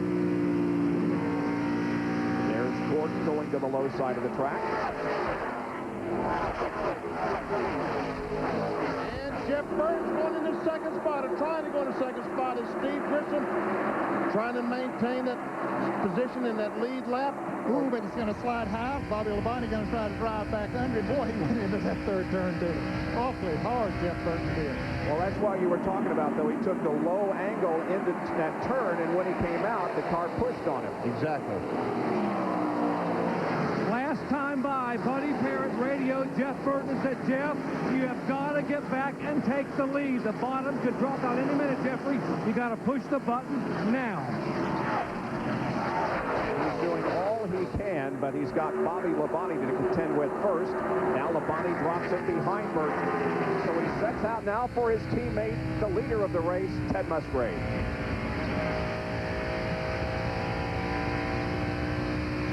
As we come by, we'll see what the difference between 1st and 2nd place is as Musgrave looking from Bobby Labonte's car. Just a little over a second, Benny.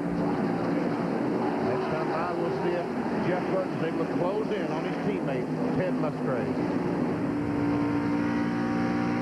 Don't count out Bill Elliott or Jeff Gordon as they come up from the 5th and 6th position. Ernie Irvin running 4th. The weather is the question mark at this time. Will they be able to complete the distance? We've only got 78 laps to go. We only need less than an hour, but the weather is threatening, and the caution comes out again. And we presume it's for moisture. And Steve Grissom was not able to get that lap back in the Kodiak Chevy. Raindrops a little heavier in our camera down in turn 1. Only one race here at Michigan has ever been shortened. That was the 2nd event ever run in August of 1989. The second, 1969, you mean? No, it was the 2nd race in 1989, and it was called after 165 laps. You can again see some water on the windshield of Labonte's car. And also on Rusty's. He's still on the lead lap in 13th position. Strangely enough, it's raining where Mark Martin is too. Yes. And Mark has worked his way up to the 11th position. Let's see if it's raining where Michael is. I'll be darned. Well, since we're checking in cars, let's go to Jeremy Mayfield. Yep, right in there too. Yep. He's 2 laps down in 34th.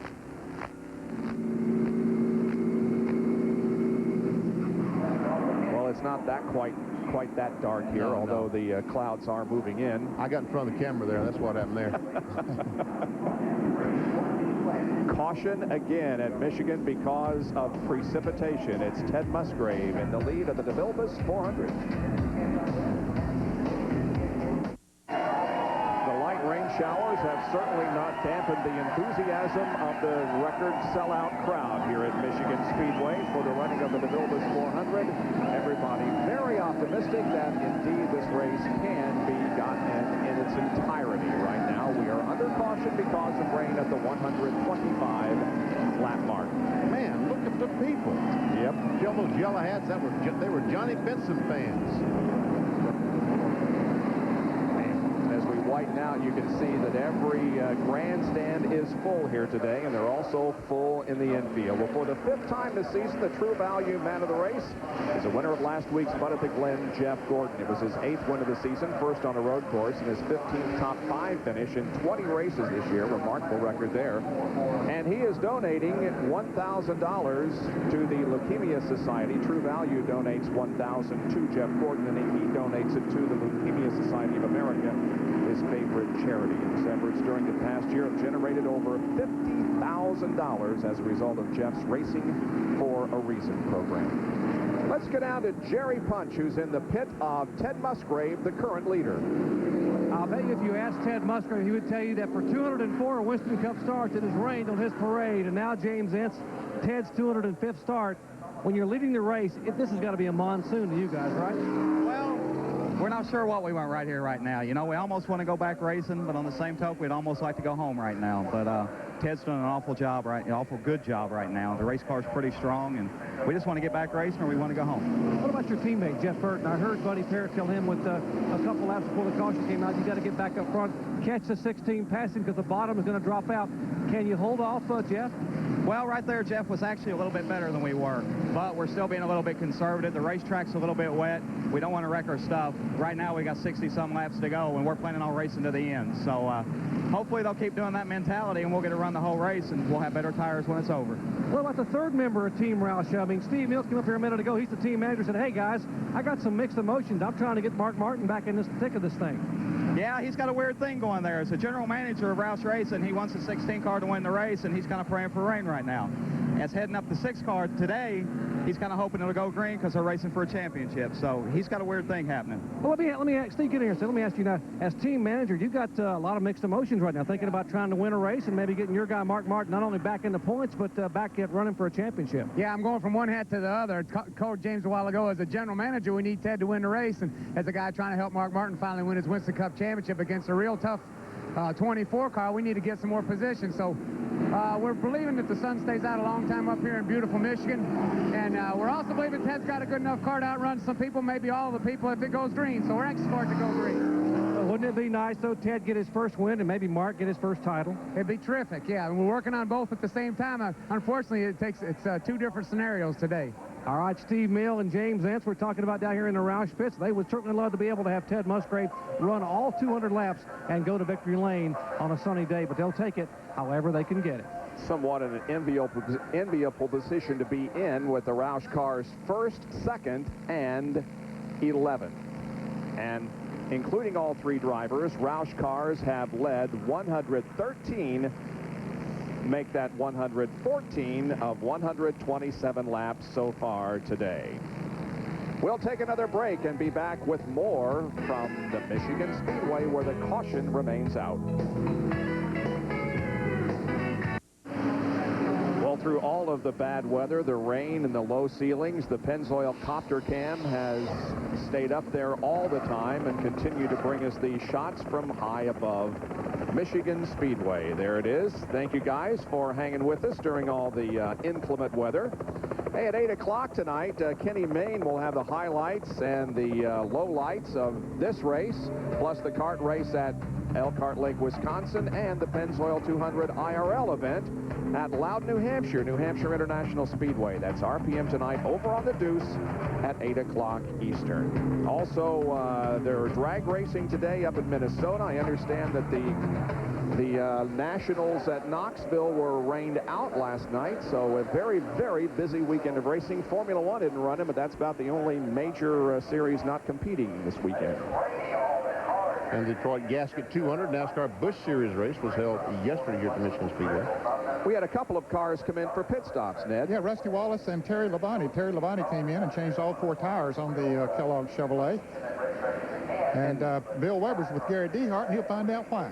I've already found out you never play cards with Gary Dehart, but it's a great joy to watch him race. You came in, Gary. Why? Well, the car's been tight all day long, and it's not going to get any better, so we decided to go ahead and come in this time, do a little work on it. Had a little rubber in the right front we took out. We'll free it up a little bit. When it goes green, I'd rather start from the back and go forward than start in the middle and go back. So we got enough racing to go, and the weather looks like it's going to clear here in just a little bit. So we roll the dice on it. The car's running great. It was just a little bit tight. We want to win this thing. We don't want to run second, third, or fourth. Coming to the last caution, Terry raced Dale Jarrett very hard for that one critical position, just in case it did end now. Now you just gave up all that track position. Well, you know, Bill, things change as the race goes on. You know, we didn't know how long the weather was going to be here. You know, a while ago, you know, we didn't know how long it could have called the race because of the weather. So we just, right now we know, we went and looked at the radar that it's going to clear up in a little bit. So we're going to be okay. All right, we'll be watching. All right, Bill. Thank you. Cross your fingers for us. Okay, that's Gary Dehart. Now, Rusty Wallace was also on pit road. John Kernan's down there with crew chief Robin Pemberton. Robin, we saw you come on pit road just then. Why? Well, you know, everybody pitted at 105, and the gamble now is, you know, we've been watching radar, and it looks like it's going to clear out of here. So when we stop with 20 or 25 to go, that's only 1 can of gas. The guys that stopped at 105 or in that earlier caution, they're going to have to put two cans of gas in it and at least tires. So it's a little bit of gamble, but hell, that's the way this week's been going. Sometimes you got to make your own luck. Let's go down to Dr. Jerry Punch. All right, what do you do when the crews have a break on pit road? They start feeding the crowd, and the Skittles crew are throwing packets of Skittles toward the... How about a packet for our camera near Corky Corcoran? 1 packet for Corky. Here we go. There you go, Cork. Thank you very much. Now we fed the camera guy. Now we can feed the fans. Okay, guys, throw them in the crowd. So caution flags are worthwhile here at Michigan. Looks like fun, huh, Benny? Yeah, be the fans. Back in a moment with more at Michigan.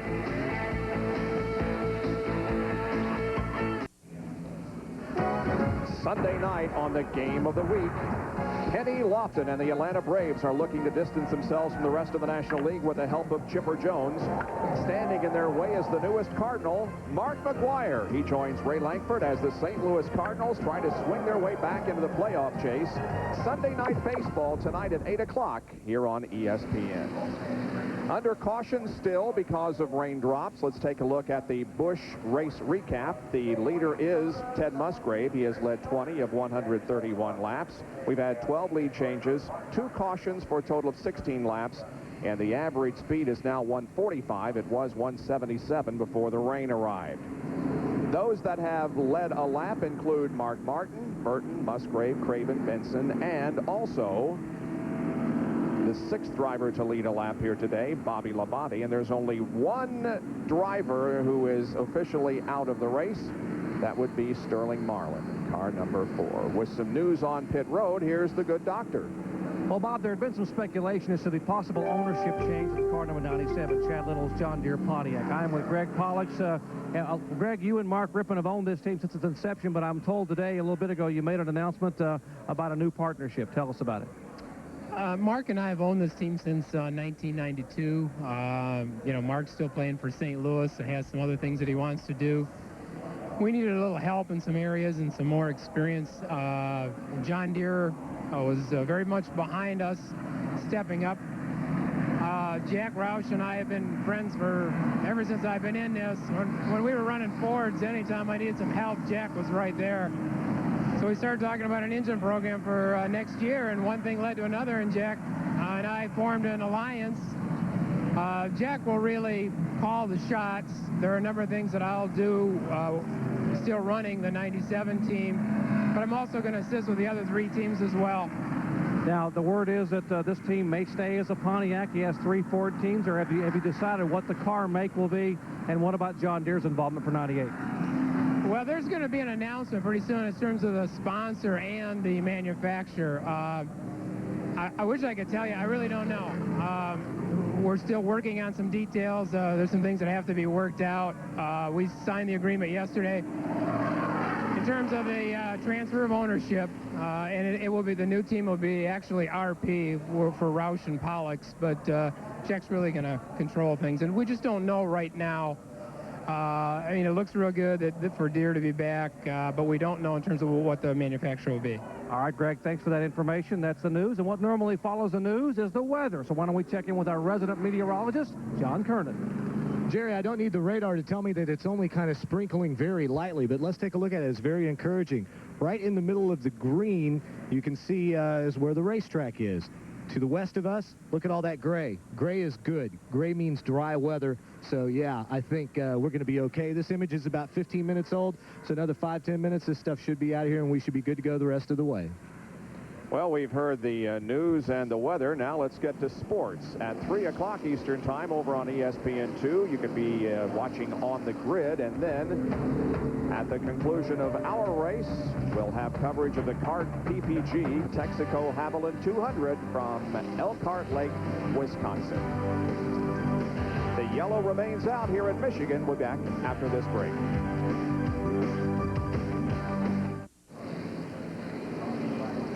Pace car continues to lead the field at about 65 miles an hour as we await the shower to move out of the area. 134 laps have been completed. If points were awarded right now, Jeff Gordon would up his advantage to 111, and the top 5 would remain in the same order. 6 through 10, however, there would be some movement as Ted Musgrave would gain 3 positions up to 8th. Elliott would gain 1 to 9th, and Ricky Rudd would slip from 9th to 10th in the point standings.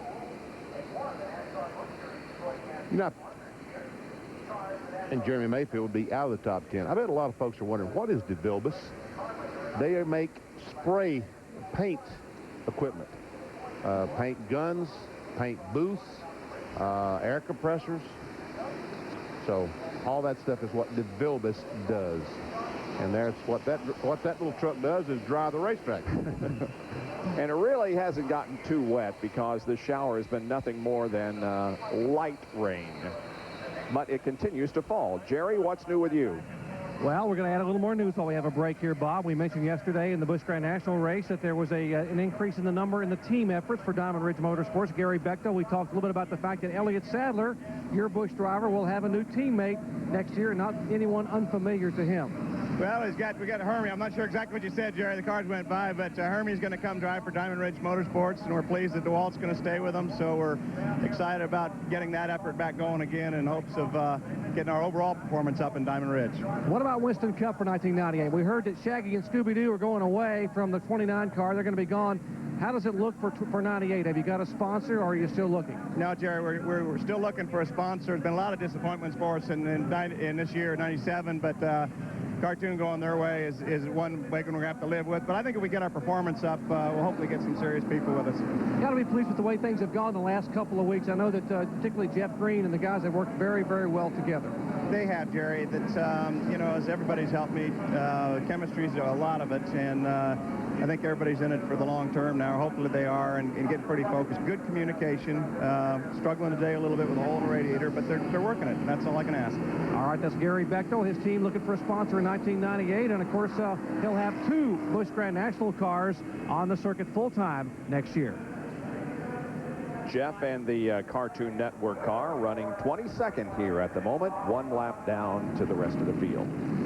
Bob had a loss in the sport of auto racing this past week. In fact, a week ago today, Bob Welborn was one of the greatest short track drivers that I ever raced against. He ran in the 50s and early 60s, passed away a week ago today. Our condolences to his family. Bob was a member of the National Motorsports Press Association Hall of Fame, and incidentally, they'll be inducting 3 new members into the NMPA when we go to Darlington week after next. Buddy Baker, the late Neil Bonnet, and Jack Ingram will be going into the Hall of Fame. And also Joe Penland was a great short track racer from South Carolina, passed away about 3 weeks ago. Our condolences to all the families and our congratulations to those drivers that will be welcomed into the Hall of Fame in 2 weeks. Well, the word is right now that in 5 more laps, we will go back to racing here at Michigan Speedway in Brooklyn. Stay with us. Back in just a moment.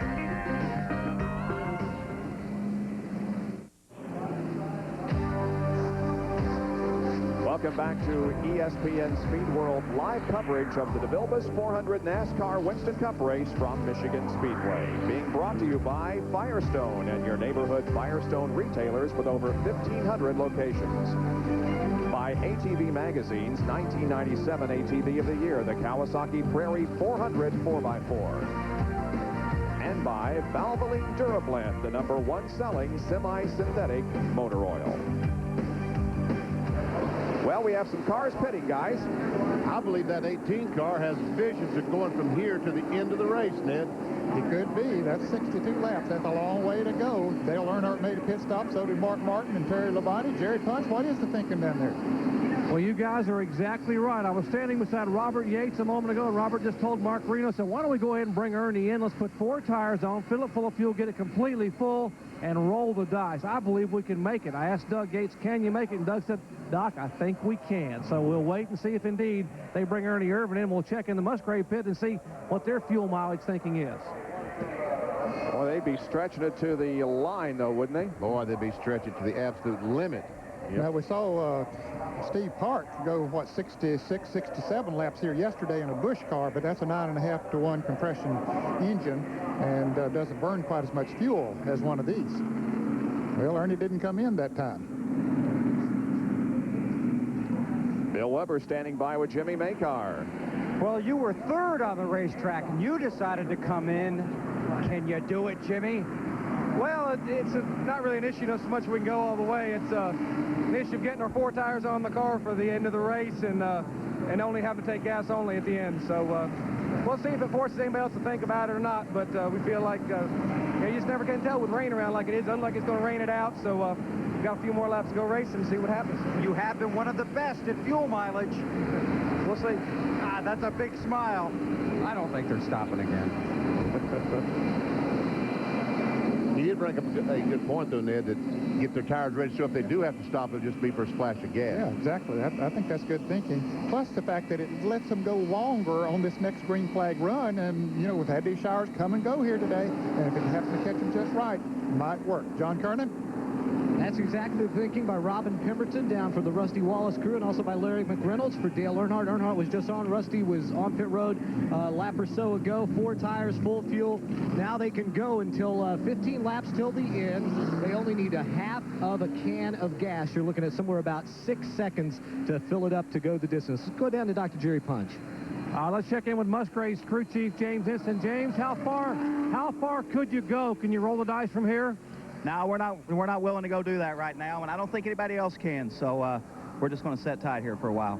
What about the weather? What have you been told? A lot of people are guessing about if they come in now, will they have enough time to get back to the front because of the crowd, the clouds, and the surrounding shower? Well, we're kind of in a bad position because we're leading this thing. We're watching the weather awful close, and we're just going to kind of play it from here on. And if we have to pit where it's going to go back racing, we'll just have to try to get back up there. All right, James, into the Musgrave pit. What we're seeing down here in their calculation is that they could go at most 53 laps, so they have no prayer of coming in now and being able to make it the rest of the way. Also, Ernie Irvin's thoughts about pitting a moment ago, Robert Yates, with still sprinkling. They don't want to take a chance on coming down pit road until the rains completely stop, and they know the race will be restarted and they'll have a chance to get those spots back. That's why they're staying out at least lap by lap for right now. And so the drama continues to play out here as the caution is still hanging over Michigan Speedway. We'll be right back.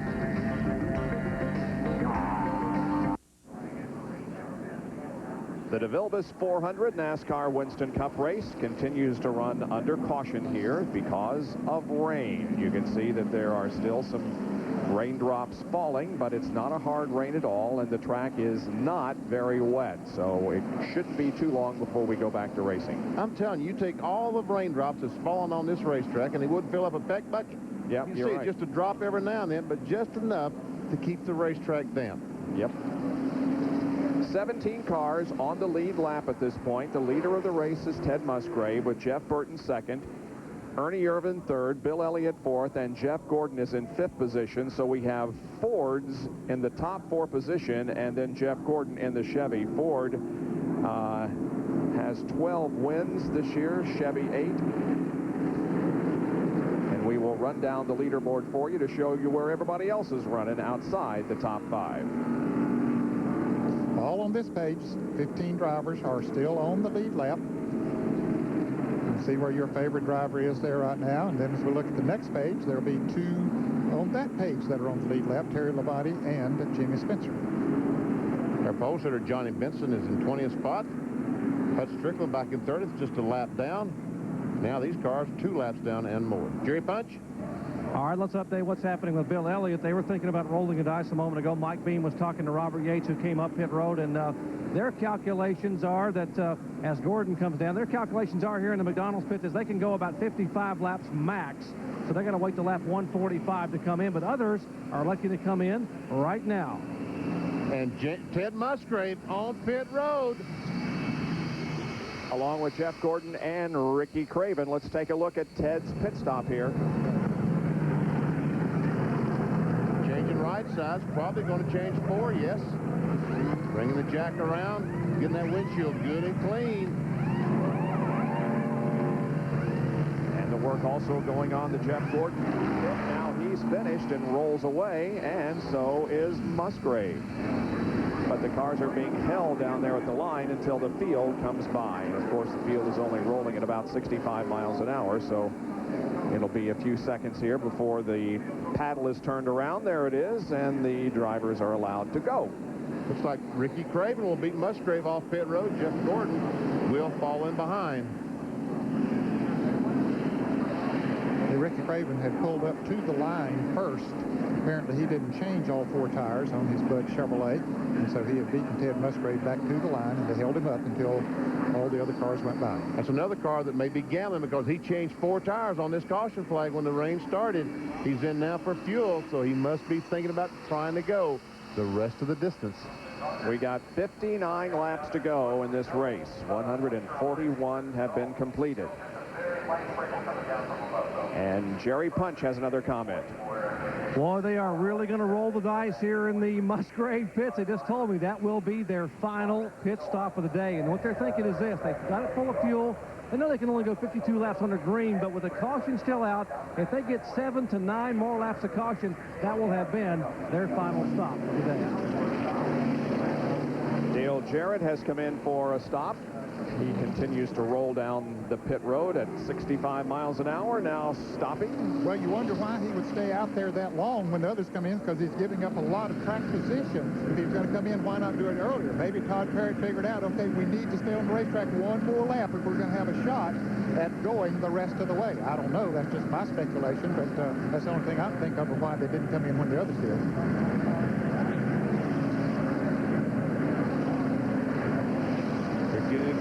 Getting the grill good and clean.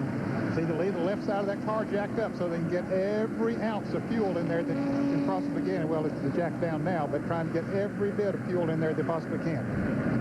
It was full to overflowing, wasn't it? And look how easy he goes out of the pits. So, you know, a lot of times we see him go out of the pits and that fuel comes out that overflow pipe. You go out easy now to save every bit of it. Going in the pit road, the paddle man. If that is Jimmy Cox, I think I'll run over him. Jerry? Well, Ned, answering your question about why DJ stayed out, I just asked Todd Perry. He said, Doc, when we came by that time, that opened our window. We couldn't have stopped any earlier and made it the rest of the way. We had to wait until that lap right there to bring Dale Jarrett down pit road. Jeff Burton now has the lead of the race. He has not come in during this, most recently in the caution period. Ted Musgrave did come in, so Jeff Burton is the leader, and Ernie Irvan is second in the DeVilbiss 400 at Michigan Speedway.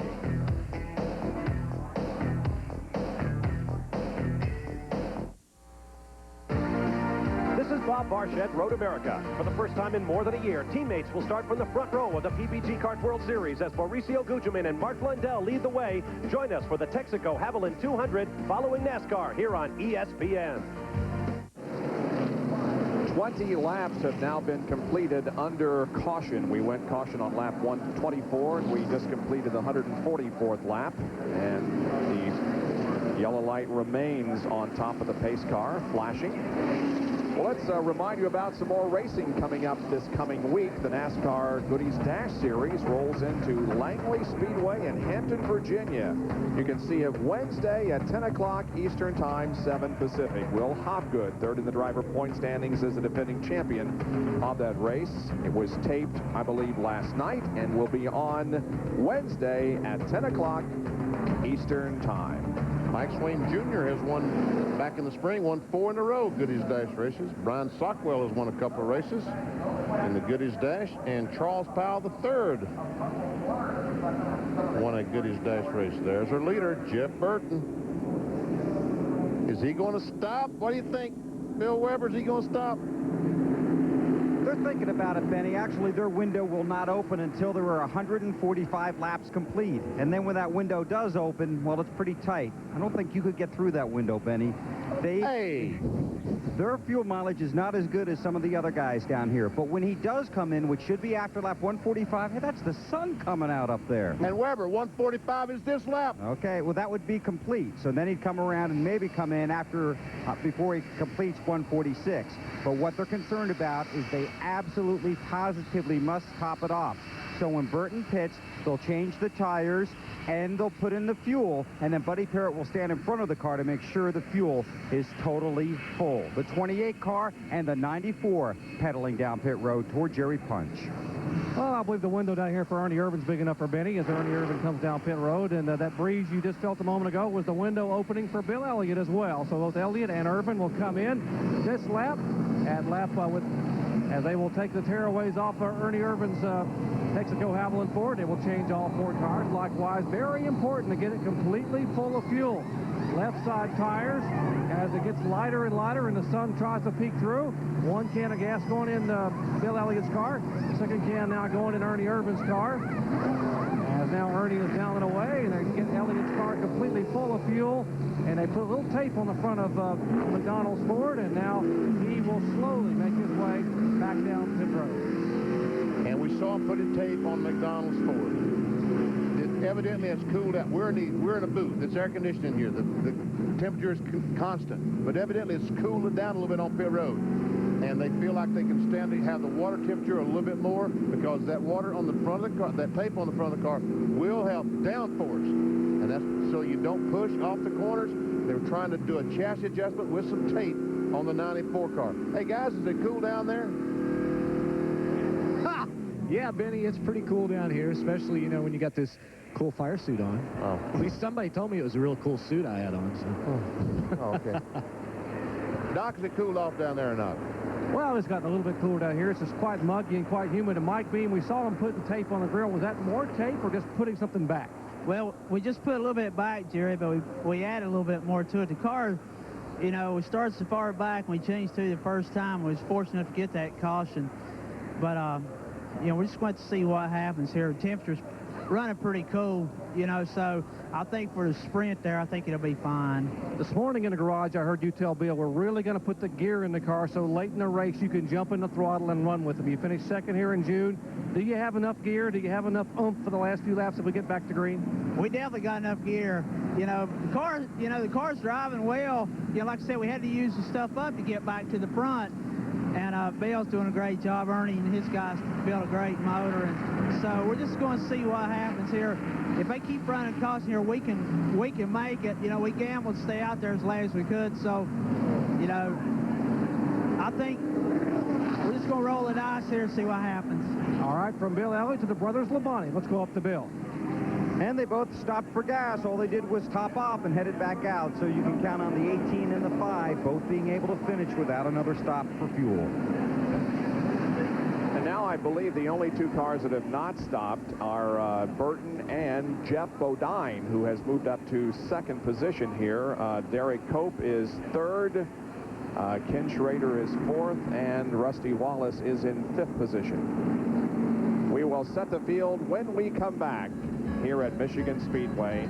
The drivers have been told that if the weather continues to hold, they're going back to racing in about 3 laps.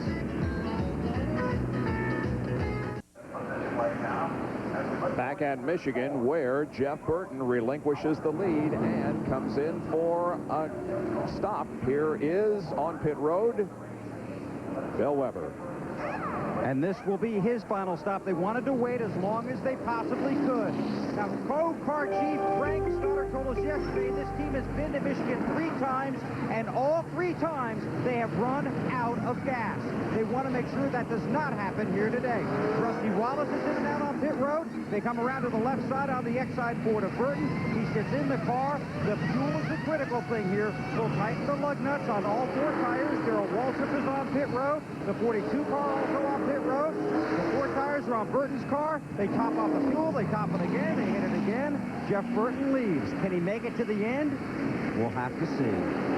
Time will tell. The way they were putting gas in that car, it's going to be awfully close on Jeff Burton if they throw the green flag in a lap or 2, and it goes green flag for 50 laps. They were trying to put every last drop of gasoline they could in that car.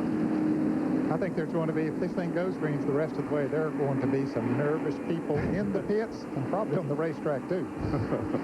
Some of them will make it. Some of them probably won't. That's right. Well, the 17 car just topped off also. And Darrell Waltrip has always been a fuel meister, and he's having a very good run here this afternoon. They're pouring the gasoline out of the catch can back in the cans, so they'll measure and see exactly how much gasoline they got in there. Bill Weber? Yeah, that's exactly right, Benny. They're taking the fuel from the catch can, pouring it back into the dump can. Then they'll take off the nozzle off that dump can. Then they'll put it on a scale. Then they'll weigh it. And through the weights per, or pounds per gallon, they'll determine how much weight they dumped into that car. That tells them how much fuel they used. And then they'll know how much is in that X-Side Ford. And I'm telling you, that thing is full, John Kernan. Hey, Bill, I was checking the radar at the NASCAR truck in the garage a little while ago. I talked to Jeff Hammond with Darrell Waltrip's team, and Jeff said if we make it under caution to 148, we'll top off. We can go the rest of the way. Of course, VW and them have always been known for getting really good fuel mileage, so that's why they came in and topped off. Also, Robin Pemberton told me we can't begin to think about coming in and topping off until we get to about lap 148. Well, 148 up on the board. They came in, topped the car off, so they should be good to go. And now getting the lead, because Burton came in for a pit stop, is Jeff Bodine in car number 7. He's only led 1 lap. He started back in 10th position and finished 2nd, of course, last week at Watkins Glen. Well, today at 5:30 here on ESPN, that's 2:30 Pacific time, you can tune in and see the finals of the Pilot Pin Nationals from New Haven, Connecticut. Who's going to be in that match there, BP? I don't know. Looks like a European might be playing somebody from the Great Britain. Yevgeny Kafelnikov against Patrick Rafter. Oh, is that for your information? Oh, I didn't see that. Oh, you didn't see that? Okay. Yeah, right. Anyway, that's at 5:30 this afternoon Eastern Time. The raindrops continue to fall here at Michigan, further delaying the start or the restart of this race.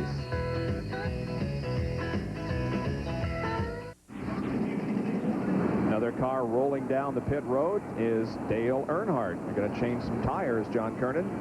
Going to put 4 tires on, fill them up with gasoline. Also put a little more tape over the grill. What that'll do, that will put a little more downforce on the front nose of the car, so it'll turn a little bit better. The left and right sides are on. They come around to the left side, making sure that they get every drop of fuel in it. Chocolate Myers with the gas can. And the tires going on the left side. You can hear the lugs being tight. Now they're making sure that the tape is secure on the front of the grill. And looks like they might have to put a little bit more on it because they got it just a little bit askew. It wasn't exactly flush the way they wanted. So now they'll put a little more tape on that car. They don't have to worry about beating somebody out of the pits. He's the only one in the lead lap that's in the pits right now, so they don't really have to rush trying to beat somebody out. In fact, it's probably smart that they take their time and do everything the way they want it done. 49 laps to go. You mean 39 laps to go? He's right, 49 laps to go. Now, Earnhardt had only been running 45 laps on the green flag runs. Well, during the week, NASCAR Online provides the latest news on all 12 of NASCAR touring divisions, as well as NASCAR's top teams. Updated daily on NASCAR Online, statistics, race recaps, and previews of what's coming up. That's NASCAR Online at www.nascar.com. Got to fix my glasses. I thought that said 161 up there.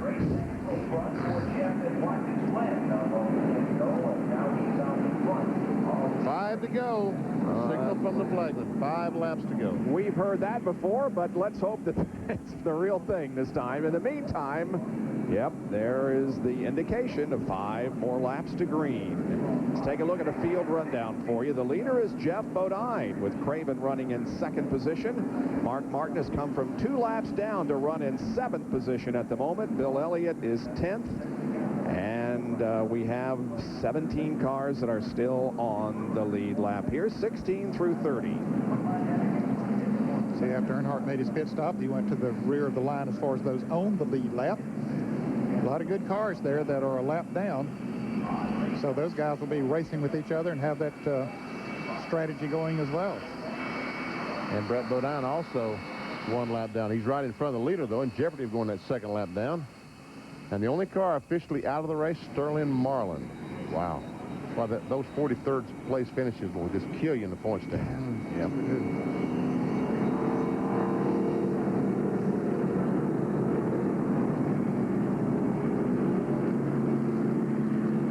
So the Irish Hills have been a little unkind here to us today in terms of rain.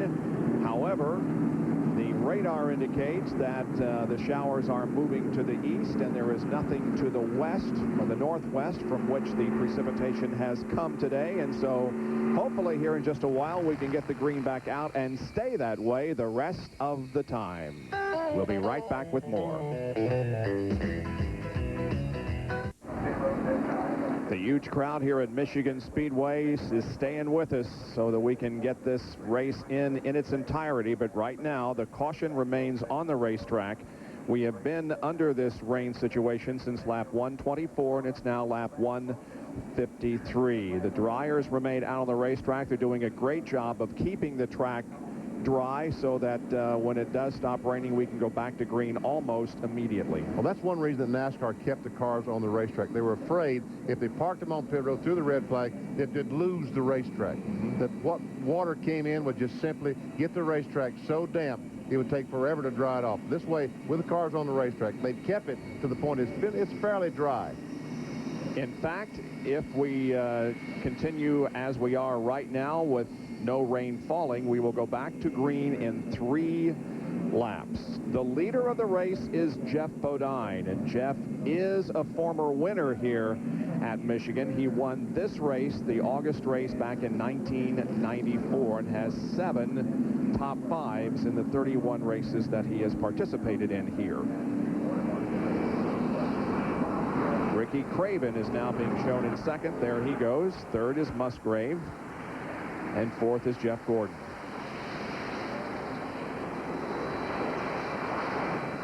"46 laps. If right now, the next time might be 45 laps to the end of the race. At the end of this race, we invite you to turn over to ESPN2, where you can catch a NASCAR Shop Talk with special guest Jeff Burton. That's at 3:30 Eastern Time over on the Deuce. 2.5 laps or 2 laps when the cars come by this time. And until green flag racing. The Shop Talk will not run at 3:30. It will run at the conclusion of this race because we want to give you an opportunity to watch the race and see Shop Talk. So it'll be on ESPN2 at the conclusion of this race, not necessarily at 3:30, because needless to say, we are going to go over the scheduled 3:30 off time. 2 laps to go to green, and this time I really believe it. We're going to take a final break. When we come back, the green flag should be just around the corner. We're just 1 lap away from going back to green here at Michigan Speedway, and the leader, Jeff Bodine, has ducked onto pit road for gasoline. They've also made a chassis adjustment in the left rear. Jeff giving up the lead. He was the only car that had not pitted. He had to pit to take fuel on to make it the rest of the way. The crew had been banking on the rain staying in the area, but now that it looks like the rain is going to leave the area, Jeff had no choice. With 1 lap to go before we go back to green, he had to duck onto pit road and top off so he could make it the rest of the way. And that puts Ricky Craven in the lead. You can see that Jeremy Mayfield also made a pit stop, and he's getting those tires clean this time. That's exactly what we're talking about. Jeff Burton, back early in the race, on the restart, goes down in turn 1, had some debris on the tire, some buildup, and the car skidded across the racetrack. So you see all those cars weaving back and forth, trying to clean those tires as much as they possibly can. Craven led at Indianapolis a couple of weeks ago, is leading here at this time. His best finish of the season was in Daytona, the very first race of the year, where he and the Hendrick teammates ran 1, 2, 3. He ended up 3rd. Let's give you a field summary now as we get set to go back to racing, hopefully. Jimmy Spencer is up there in 4th position. Here's 16 through 30 now. Jeff drops back to the 16th spot. See, we got 2 more cars in the lead lap. Technically, Robbie Gordon and Hutch Strickland are right in front of the leader. They're almost a lap down, but they are on the lead lap. Well, here we go. The pace car is off the racetrack, and the crowd rises to its feet and cheers as the green comes out, and we are back to racing at Michigan Speedway.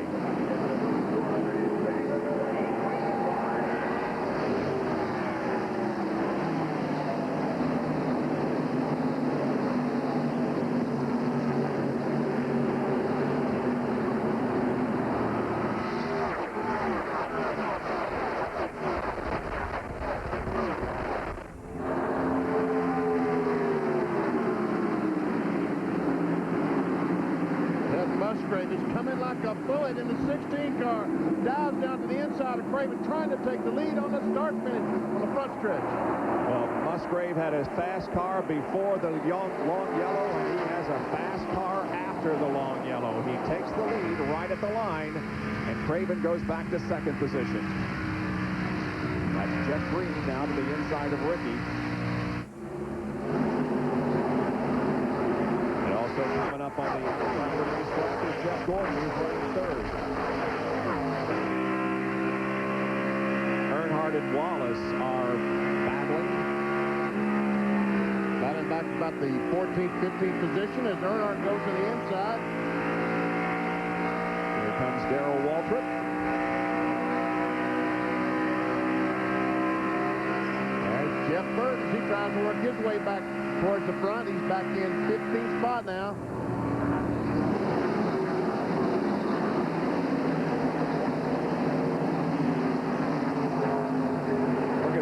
Go to the low side and almost go 3 wide through the corner. Johnny Benson has to slam on the brakes to keep from hitting John Andretti. A lot of fast cars back here in the middle of the pack as they try to move up. Late pit stops. Taking on enough fuel to go the rest of the way.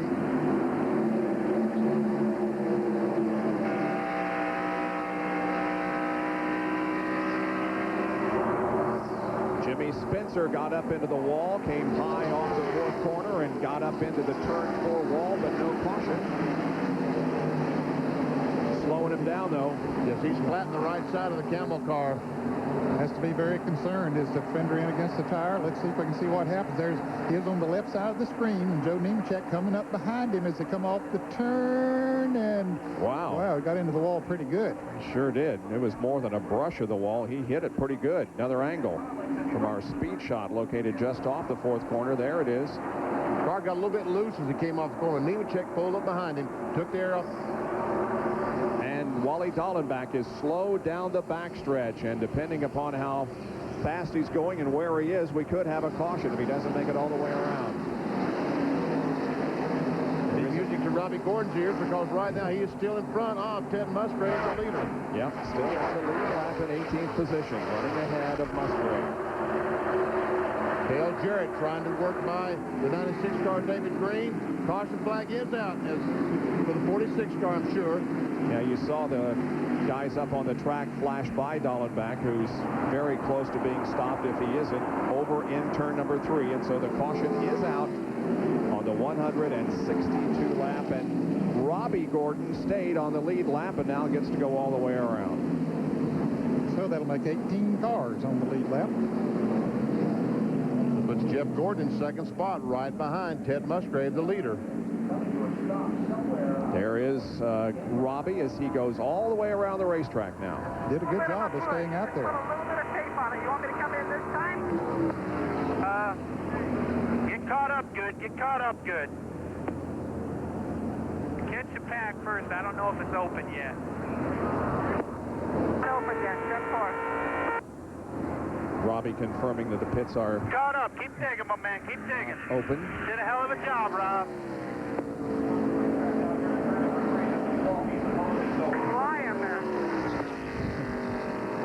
Might as well put new tires on. Hell, we just did last. Felix said put some new tires but on. They're going to be got last. about 4 laps on them under the green, and they're a good set. I don't have another set to match up that good. I was driving good there. Mike Gilman telling me. Okay, pit road is open. There's Felix. 4. Erwin, we got to find out who he lines up behind on the restart. Now there's a wrecker down there. That was one of his teammates that allowed him to get that lap back. Robbie Gordon got his lap back, but Wally Dallenbach is the one that brought out the caution. So teammates working for... We've seen that a few times this afternoon, haven't we? Yeah, really have. Coming down in. Okay, he's on pit road.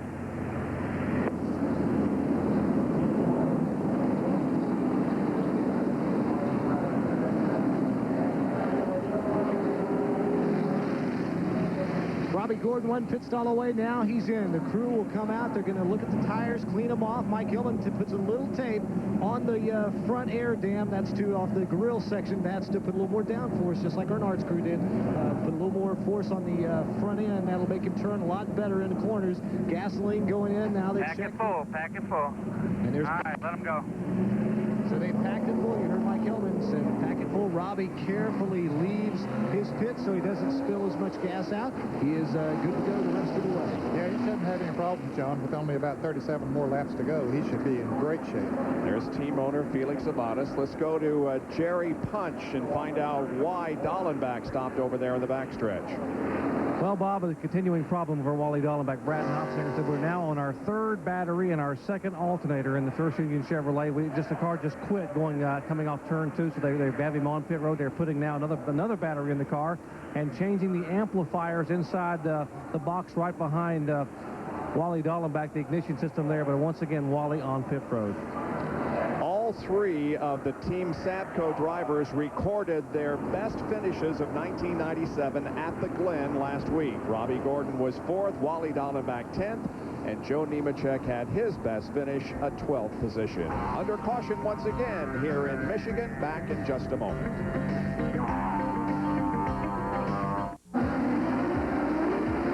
Bob Barchett, Road America, the most hairy-chested road course on the PPG Kart World Series.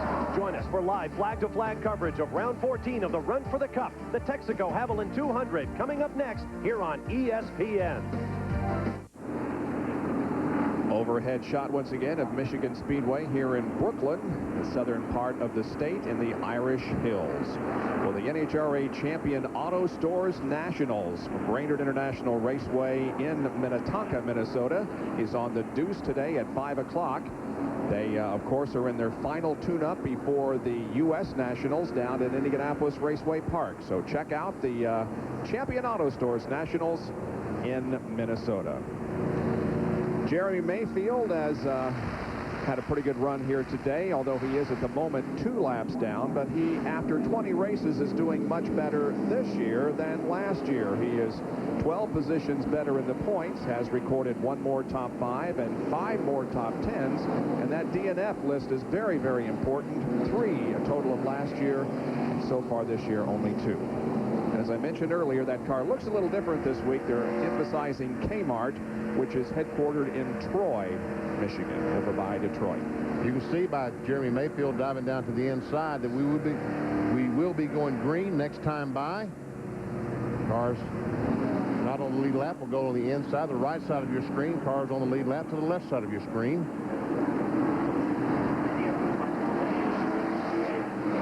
Ted Musgrave continuing to lead with Jeff Gordon in second, and Ricky Craven, Mark Martin, and Ernie Irvin. Those are your top 5, and the restart will come out on lap 167 at the conclusion of 166 laps. These caution flags should make it. I don't think anyone will have any fuel problems making to the end of the race with all the caution flags we've had since we're able to put fuel in the cars. Yeah, that should pretty well solidify everybody being able to make it now. Yates, Hendrick, and Roush in the top 6 as we get set to go back under the green flag. Peel over in turn number 4. We've had 7 leaders so far here this afternoon. 17 lead changes.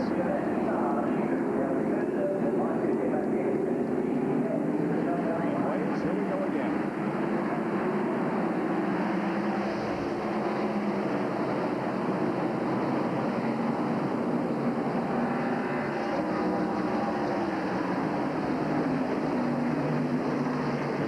Green on the inside gets by Ted Musgrave. That puts him back technically on the lead lap, at the moment at least, in 19th position.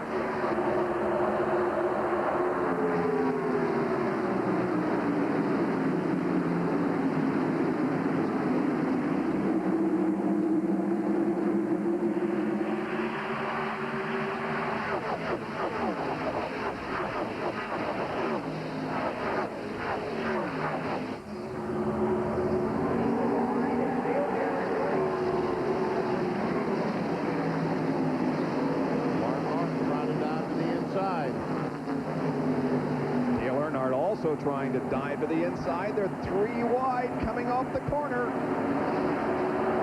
It's Kyle Petty in the middle. Still inside. And Rusty Wallace, Kenny Schrader, the 33 car, was able to go on the outside. And here we go for the lead. Musgrave trying to get by the lap car of Jeff Green. Meanwhile, Jeff Gordon's trying to push him by so he can take the lead. And he might have it down in turn 1. And Jeff Gordon, yes, gets the lead in turn 1. But look at Mark Martin coming. Ted Musgrave looks up in his mirror and says, hey, I got some help. That Chevrolet, the 29 Chevrolet and the 24 Chevrolet, Jeff Gordon worked together. And he said, give me that Ford. Here it comes. We've seen teammates work together all afternoon. And here now is Mark Martin going 3 deep. Watch this, gang. Martin comes off with the lead. Passing 2 laps down. Passing both Musgrave and Gordon.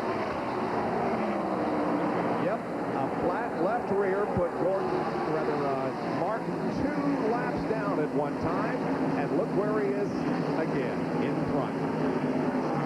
With just 31 laps to go.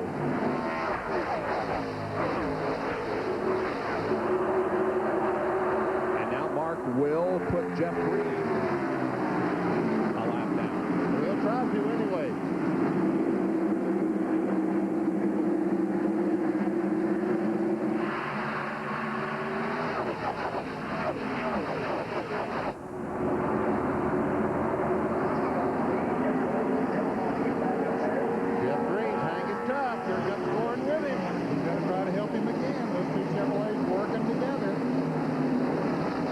comes Musgrave down to the low side to maybe help Mark. There comes the two hits for us. Yep.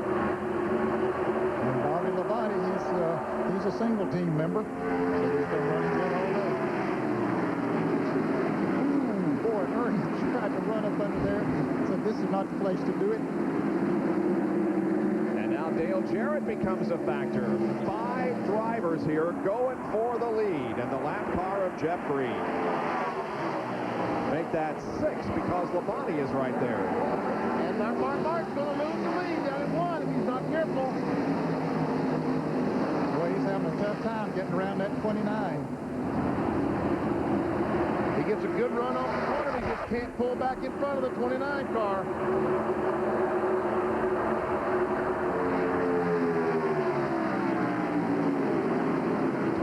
Horsepower at the beginning of the show and how you need horsepower to make the move and pass, and there Mark Martin did put Jeff Green the lap down, and Jeff Gordon followed.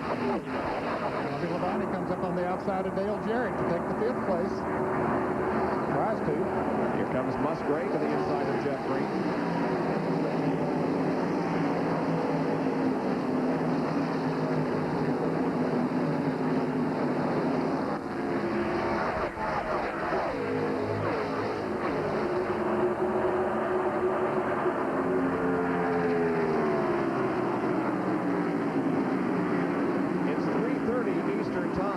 For those of you who have tuned in to see the CART PPG race, the Texaco Havoline 200 from Elkhart Lake, Wisconsin, we will join them at the conclusion of this race. However, we can tell you that you're not missing anything because it is raining, and raining to the point that they cannot get that race started up at Elkhart Lake, Wisconsin. There are puddles and ponds on the track, and so they are not running at Elkhart Lake. You won't miss a thing. Stay with us. And we see the leader, Mark Martin, clearly the fastest car on the racetrack right now, 180 miles per hour that last lap. Here comes Bobby Labonte and Dale Jarrett. And old Jeff Green just couldn't hold on, could he? Boy, he put up a gallant effort. He sure did. He was overwhelmed, however.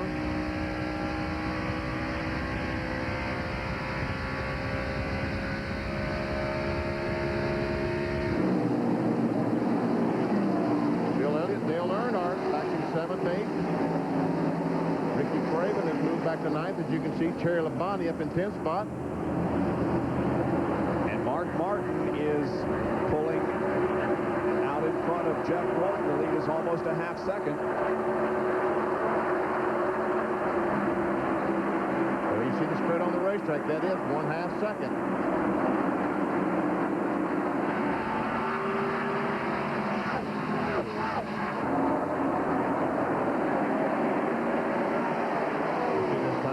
He's 6/10 of a second, so he gained about a 10th of a second that time.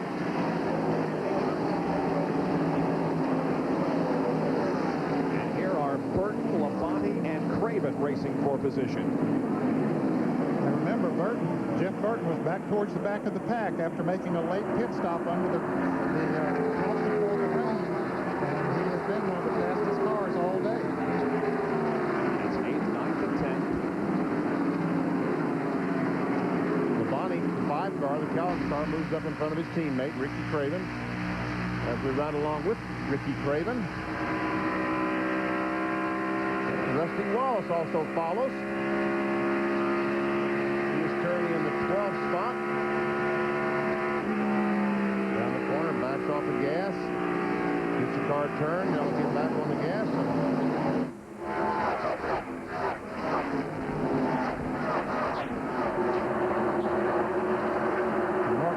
Continues to check on out. He's now 8/10 of a second in front of Jeff Gordon. Picked up another 10th of a second that last lap.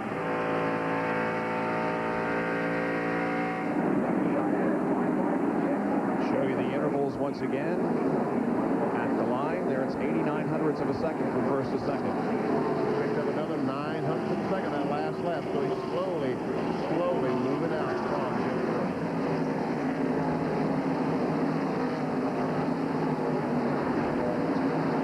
Zone on-track interval will show you how Mark Martin has pulled away from Jeff Gordon. Check it out, 39.9, 2 laps, 40.0, 2 laps. So Mark Martin is very, very consistent, and Jeff Gordon consistent, but consistently about a tenth of a second slower than Mark Martin. I believe that's the first time today that we've seen cars running laps in the 39-second bracket. It's cooler now. Now it's time to go. If you got anything left, you got to put it forward. Last year in June, NASCAR used their chassis dyno and dynoed some cars. I think it's one of Yates' cars, the 24 car of Jeff Gordon, and the 3 car of Dale Earnhardt. And NASCAR never releases that, but I was told that Jeff Gordon had the least horsepower race. Maybe that's hard to believe, but could be.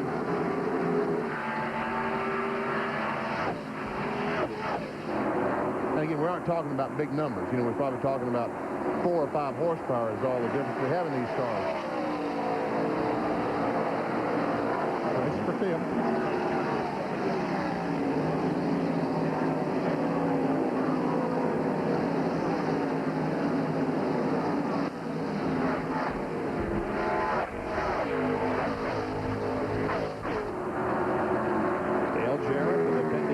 Of this race, led only 8 laps last year, but led the final 8 to take the win. Again, we remind you that the CART PPG race at Texaco-Haviland 200 up in Wisconsin, Elkhart Lake, is also under a rain delay. We will be switching there at the conclusion of this race. However, it hasn't started because of rain. These cars running side by side have allowed Bill Elliott and Dale Earnhardt to catch up to them. Now finally, Jared is able to get by Labonte. Jared moves to 5th. The 8th place car, Dale Earnhardt.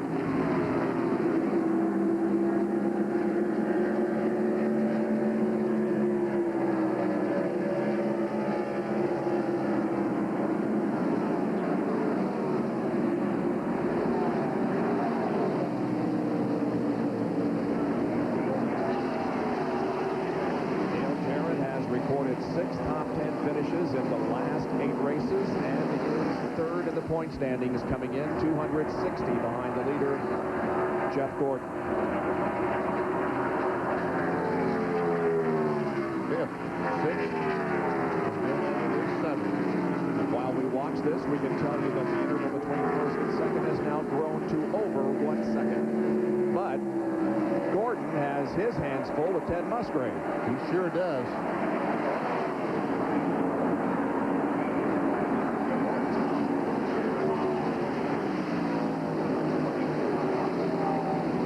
Musgrave's Family Channel car has been very, very good today. Unfortunately, picked today that Mark Martin was just terrific.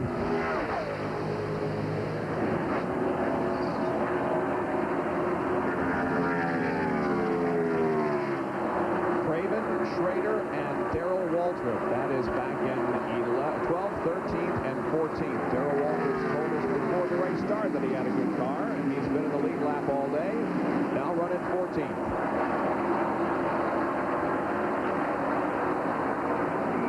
You see Mark Martin still the fastest car out there at 178.9. Here's Dale Earnhardt making a move on the 8th place car of Jeff Burton. Oh, maybe it's the other way around. 99 making a move on. In any case, Burton is 8th and Earnhardt is 9th. Yeah.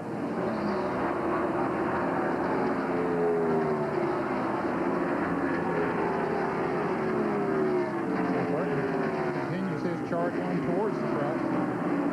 Now he gets them too far back to do anything with the lead, but he's still gaining positions. Yeah, right now he's about 6 seconds behind the leader, Mark Martin.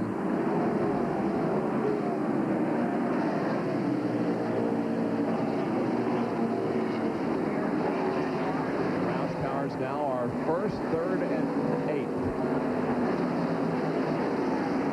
Jeff Gordon separating himself just a little bit from Ted Musgrave.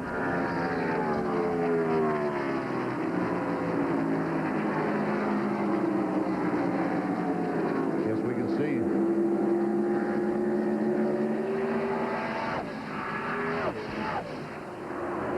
It's just amazing. Mark Martin had a flat left rear tire back on about the 86th lap.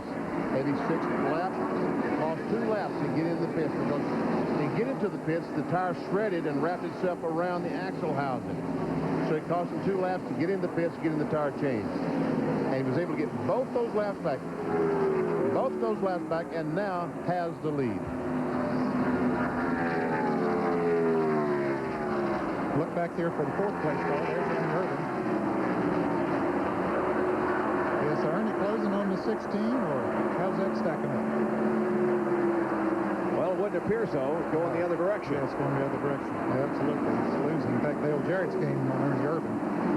It was 1.3 seconds, the interval between Musgrave and Irvin on lap 179, and lap 183, it's 2.2 seconds. I would think if Dale Jarrett could get by Ernie Irvin quickly, then he may be able to run Musgrave down, because he is very fast right now. But the trick is getting by Ernie Irvin quickly. He's running a little bit lower line than most of them, and that's sort of a characteristic of his car. He likes that low line. It seems to be working for him right now, but you're right, then passing that 28 car would be a pretty good chore. And we remind you that the kart race is under a rain delay in Elkhart Lake. We'll be switching there at the conclusion of this DeVilbiss 400, which has only 13 laps to go. While we watch 4th and 5th position, we can tell you that Mark Martin's advantage over Jeff Gordon is now 1.2 seconds. And Gordon's advantage on Ted Musgrave is 0.8 of a second.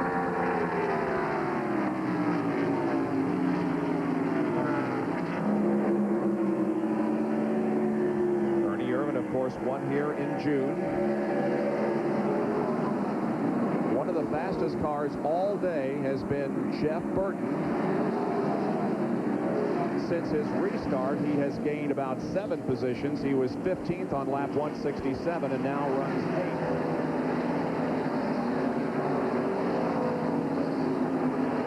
Jeff Burton has 8 top 10 finishes in the last 12 events and has another one going here this afternoon. Rusty Wallace, Ricky Craven, and Ken Schrader continue to run in the 11th, 12th, and 13th spots. Field summary will show you where everybody is running, as a matter of fact. Craven looking up on the top side of Rusty. And Schrader looking on the bottom side of Craven. Wow. Close competition.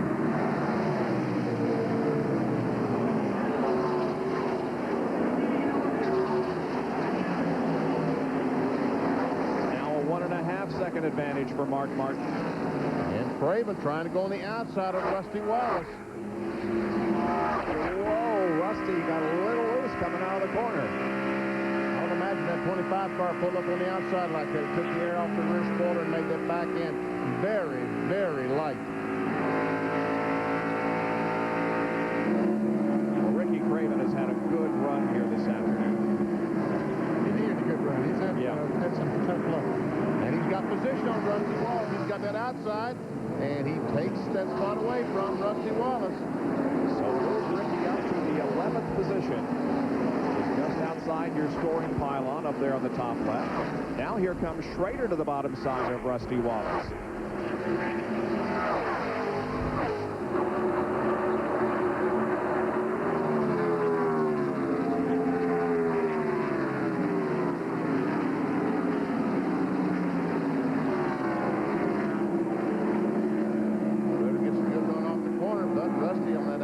We've seen it all day. It's worked so well for those cars up there. Once again, we see the 88 and the 18 battling for position for 5th. Actually, right in front of him, there's Ernie Irvin. So you got 5th, 6th, and 7th, or 4th, 5th, and 6th.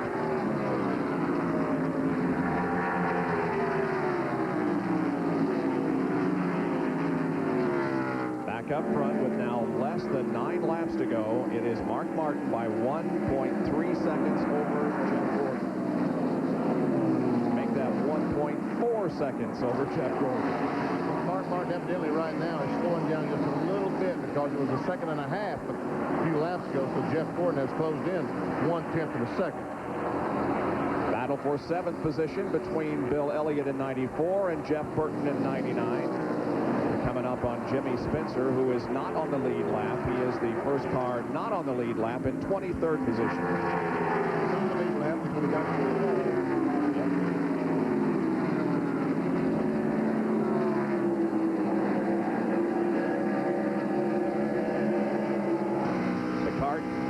Texaco Haviland 200 coming up at the conclusion of our race, but they are under a rain delay. Apparently it's raining a lot harder there than it did here. We have standing water apparently on the racetrack at Elkhart Lake.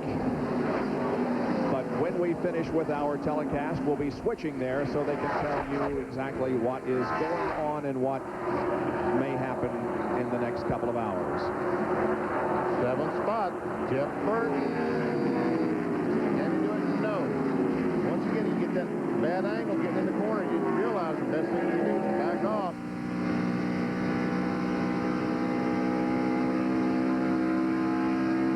Real try it again. He's ahead at the start finish line. By about half a car length. That's been the last lap to have the position.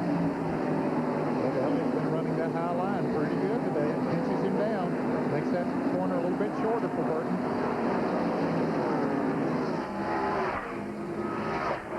That's killing his chances, Burton, of catching that 4th, 5th, and 6th place group up there. Bill Elliott's best finish of the year came here in the June race. He finished second to Ernie.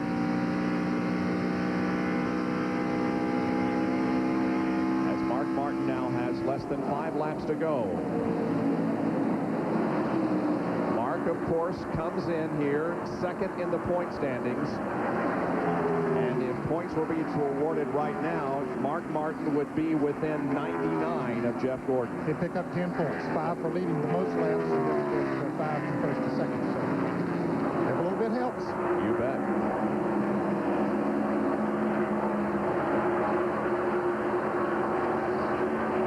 There is how they would shake out. Everybody would stay in the same position that he entered the race. But Mark would close the gap between himself and Jeff Gordon.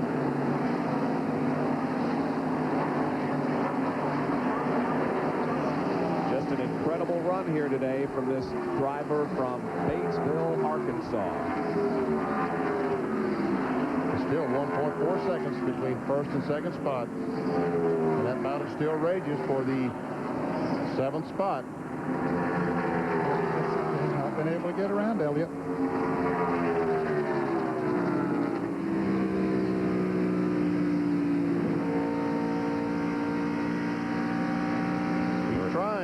Going low again, pulling up alongside Elliott. Up in front of him, there's a battle for 4th. And he's able to lead at the line, but Elliott up on the top side of the racetrack is always able to pull back ahead. And Earnhardt, seeing this, is trying to get up there so he can try to pass both of them. If they get side by side, that's going to really help him pick up some draft, and he might shoot right up to pass both of them at once.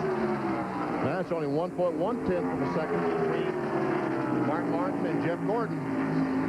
But coming up on just 2 laps to go. We'll show you the intervals at the line. It's 1.43 seconds.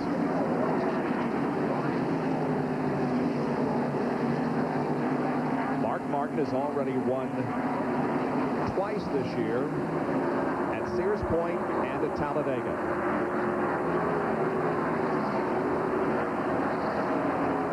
Quite a bit of racetrack back here to the 4th, 5th, and 6th positions. Well, they've been going at it. Jarrett got it beside of Ernie 2 laps ago. Couldn't pull it off. On board with Bobby Labonte.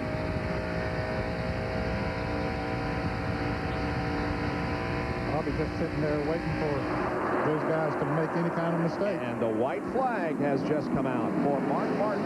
Less than 2 miles to go for Mark as we continue to watch this battle.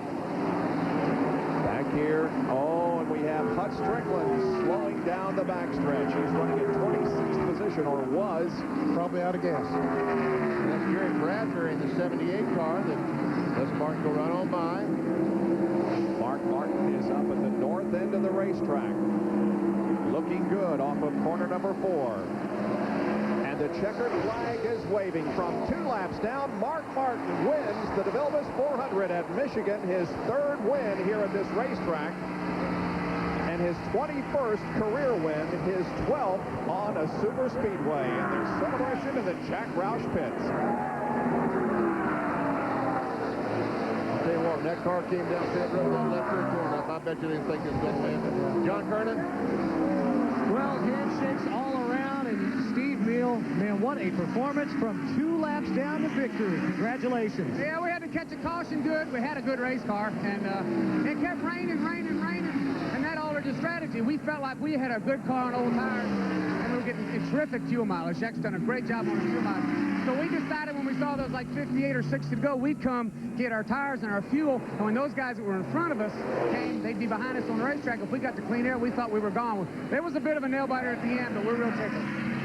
How much of a thank you guys is Mark going to give to your teammate Jeff Burton for letting him get that lap back? Well, Jeff's a real good race car driver, and he saw it was raining in 1, and he didn't want to bring the field down into 1 too awful fast, so he was being real considerate of the rest of the cars and slowed down real early, and fortunately for us, Mark got by him. All right.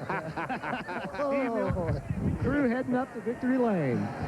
With his 21st win, Roush Racing, by the way, led 177 of the 200 laps today. With his 21st win, Mark moves to 22nd on the all-time win list, and he is now tied with Jack Smith and a guy named Benny Parsons. Victory lane in a moment.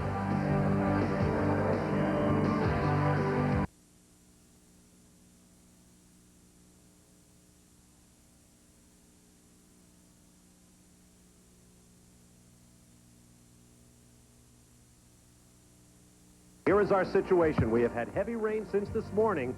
It is clearing to the west of us. We expect it to clear up shortly, and we expect to get this race underway. For the moment, we are waiting. We'll be coming your way immediately following the conclusion of the Winston Cup race at Michigan. Back to Bob Jenkins. All right, thank you, Bob Barsha. We are back here at Michigan Speedway, where the DeVilbiss 400 has just concluded. ESPN Speed World live coverage from Michigan Speedway. It's being brought to you by Napa Auto Parts. At Napa, we keep America running. By McDonald's, the official drive-through of NASCAR. And by the all-new wide-track Grand Prix by Pontiac. Wider is better. Mark Martin wins by 2 seconds over Jeff Gordon. Let's go to our McDonald's Winner's Circle interview. Here's Dr. Jerry Punch. Our McDonald's drive-through winner's circle, and before a massive crowd here at Michigan, Mark Martin is the man with magic. Jack Roush coming in to congratulate him, and Steve Meal.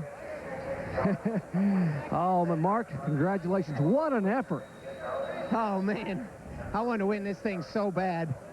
I thought I saw it go up in smoke when that tire let loose. But I just want to thank, I thank Valvoline and Cummins and Bugles and Bosch, Ford. Goodyear had a great tire. This car set up. Didn't ever need. I could have run 400 miles on a set of tires, I think, today. They were so good. But I especially thank Jack Roush. He's the man forever. And Steve Meal and Jimmy Finnig. He got this car set up so that thing would just keep on going. What happened with the tire? Did you know you hit something, or you just cut it down? Do you have any idea what may have happened? I felt it get a little bit funny feeling on the front straightaway, and I slightly eased into 1, and that's the only way I saved it. It was all over the place when I got into the corner. Totally out of control. In fact, I couldn't figure out why it kept getting like that, because I was slowed down enough. I thought I should control it, and I still was out of control. So, yeah, we came back from it. We had the car to do it today. Now I think I know how that kid feels on Sunday a lot. I had the car today. He's usually got the car, but we had the program today. We had the fuel mileage. We had everything we needed to win this thing. This is the kind of day, though, that can carry you possibly to a Winston Cup championship. Is this your year? We're serious about it, and I hope this shows it today. All right, Mark Martin in victory lane. Talking about that kid, how that kid feels. Well, that kid is Jeff Gordon. Let's hear from him. Well, another great performance, and I believe I heard you say this was almost like a win. You started back in the field and got to the front. It really was to us because, I mean, nobody had anything for Mark, and I was actually pretty surprised I could stay ahead of Ted. You know, so today was a great finish for us. You know, we weren't very good on new tires, but we were really pretty good on old tires, and I thought if we could just get some track position, you know, maybe we could hang with them. But I believe Mark was just toying with everybody. Once he got out front, he pretty much had control of the race, and I think he watched his mirror more than what was going on in front of him. 11 to go, 99 in front. Yeah, you know, today really was a big day for us because as dominant as Mark was, he could have made up a whole lot more than what he did. So, you know, we're just glad to get out of here with a good, strong second and go on to the short tracks. See you at Bristol. Yeah, man, that's what I'm looking forward to. That's Jeff Gordon to John Kernan. With Ted Musgrave, whose teammate is in victory lane, but Ted's back here at the gas pump celebrating a third-place finish. Ted, not too bad for a day's work. Oh, no, that's really good. You know, anytime you can bring that Family Channel Prime Star car in the top 5, you know, that's point standings. That's what we need to do. And my hat's off. I'm glad a teammate won, you know, and I was getting a little sick of Jeff winning a lot. You know, I'm glad to see Mark win it. And Mark, let's share that motorcycle. I wanted that bad. I want to win bad, but I didn't have the car. You know, we had a really, really good car. But my car was a little tight in the center in the corner, and Mark was really freed up and was able to get in the gas sooner, and that's what it takes to win here at Michigan. He could place that car and point it in the right direction sooner, and I couldn't get in the gas a little bit sooner. And like I say, there was no way to stop him then. You know, I was kind of a sit and duck, and I wasn't going to hold him up because I know Jeff is fast too. But in order to pick up that first win, this is where you need to be. Top 3s, top 5 finishes. The consistency's getting there, so that first win must not be too far off. Well, yeah, we said that a couple years ago when I was running top 3s and top 5s, and yeah, I keep saying that. You know, hey, if we can stop, you know, keep running top 3s, top 5s, and keep in that area, yeah, sure, you know, something's going to happen, and you're going to get it. You know, they wiggle like Jeff did on the restart, and you get by, and off you go. You know, I've seen Michael Waltrip do it in the Winston. You know, that's all it takes is something like that. But you got to be in that position, and we're getting there. Ted Musgrave definitely getting there with the third-place finish today. Well, one of the key moments in this race came on the 86th circuit as Mark Martin was in the lead, but going into turn number 2, well, the left rear tire started to go down. The car wiggled. He saved it a couple of times. The tire completely flat now. He drives it clear around to the pits where the shredded tire was taken off, and they had to pull some of that tire out from the brakes. Well, from 2 laps down, Mark Martin comes home a winner here in the DeVilbiss 400 at Michigan Speedway. Jerry Punch is with his teammate. Well, third member of Team Roush, and I think Mark Martin knows you probably maybe at least half that motorcycle. You were a big help getting that lap back. Well, that's part of being a team. You know, if I was in that position, he would have done the same thing. We wanted it to come down between the Roush cars. We thought they were the 3 best cars out here, and to see him cut a tire and take himself out of position, that's racing luck. But if we can change that racing luck, that's what we'll go do. All right, a great day for Team Roush. All 3 of them finishing in the top 10. Bob? Let's take a look at the results of this race, the unofficial finish. Musgrave finished 3rd. Ernie Irvin and Dale Jarrett, the teammates, coming home 4th and 5th. Bobby Labonte, a good run. Bill Elliott, Jeff Burton was the Earnhardt back in 9th. Terry Labonte, Jeff Bodine, Ricky Craven, Jeff Bodine came in the 11th spot. Rusty Wallace, Kenny Schrader, and Darrell Waltrip in the lead lap, 15. Well, there were 17 cars on the lead lap. Derek Cope and Robbie Gordon made out the 16th and 17th, and a lot of good cars that were 1 lap down. If you see them on your screen there, Kyle Petty was one of those. So most of the cars finished today. In fact, there were only a couple of cars out, Wally Dallenbach and Sterling Marlin. We never see a lot of cars drop out of the race here, and that certainly was the case today. Only Dallenbach and Marlin were out at the conclusion. So Mark Martin gains a little bit. He's 99 points behind Jeff Gordon as we now move to the Bristol Speedway. Musgrave gained 3 positions, Elliott 1, and Mayfield lost 2. Qualifying at Bristol will be on Friday at 5:30 on the Deuce. The Food City 250 Busch Series race at 7:30. Then Saturday NASCAR Today is at 7 o'clock, and our coverage of the Goodies Headache Powder 500 live at 7:30 from the high banks of Bristol. Coming up next, the PBG kart race from Elkhart Lake, Wisconsin. The Texaco Haviland 200 over on the Deuce. You can tune in to hear Shop Talk. So we'll look forward to seeing you then next Friday and Saturday nights at Bristol Motor Speedway. For John Kernan, Jerry Punch, Bill Weber, Ned Jarrett, and Benny Parsons, I'm Bob Jenkins. This has been a presentation of ESPN, the worldwide leader in sports.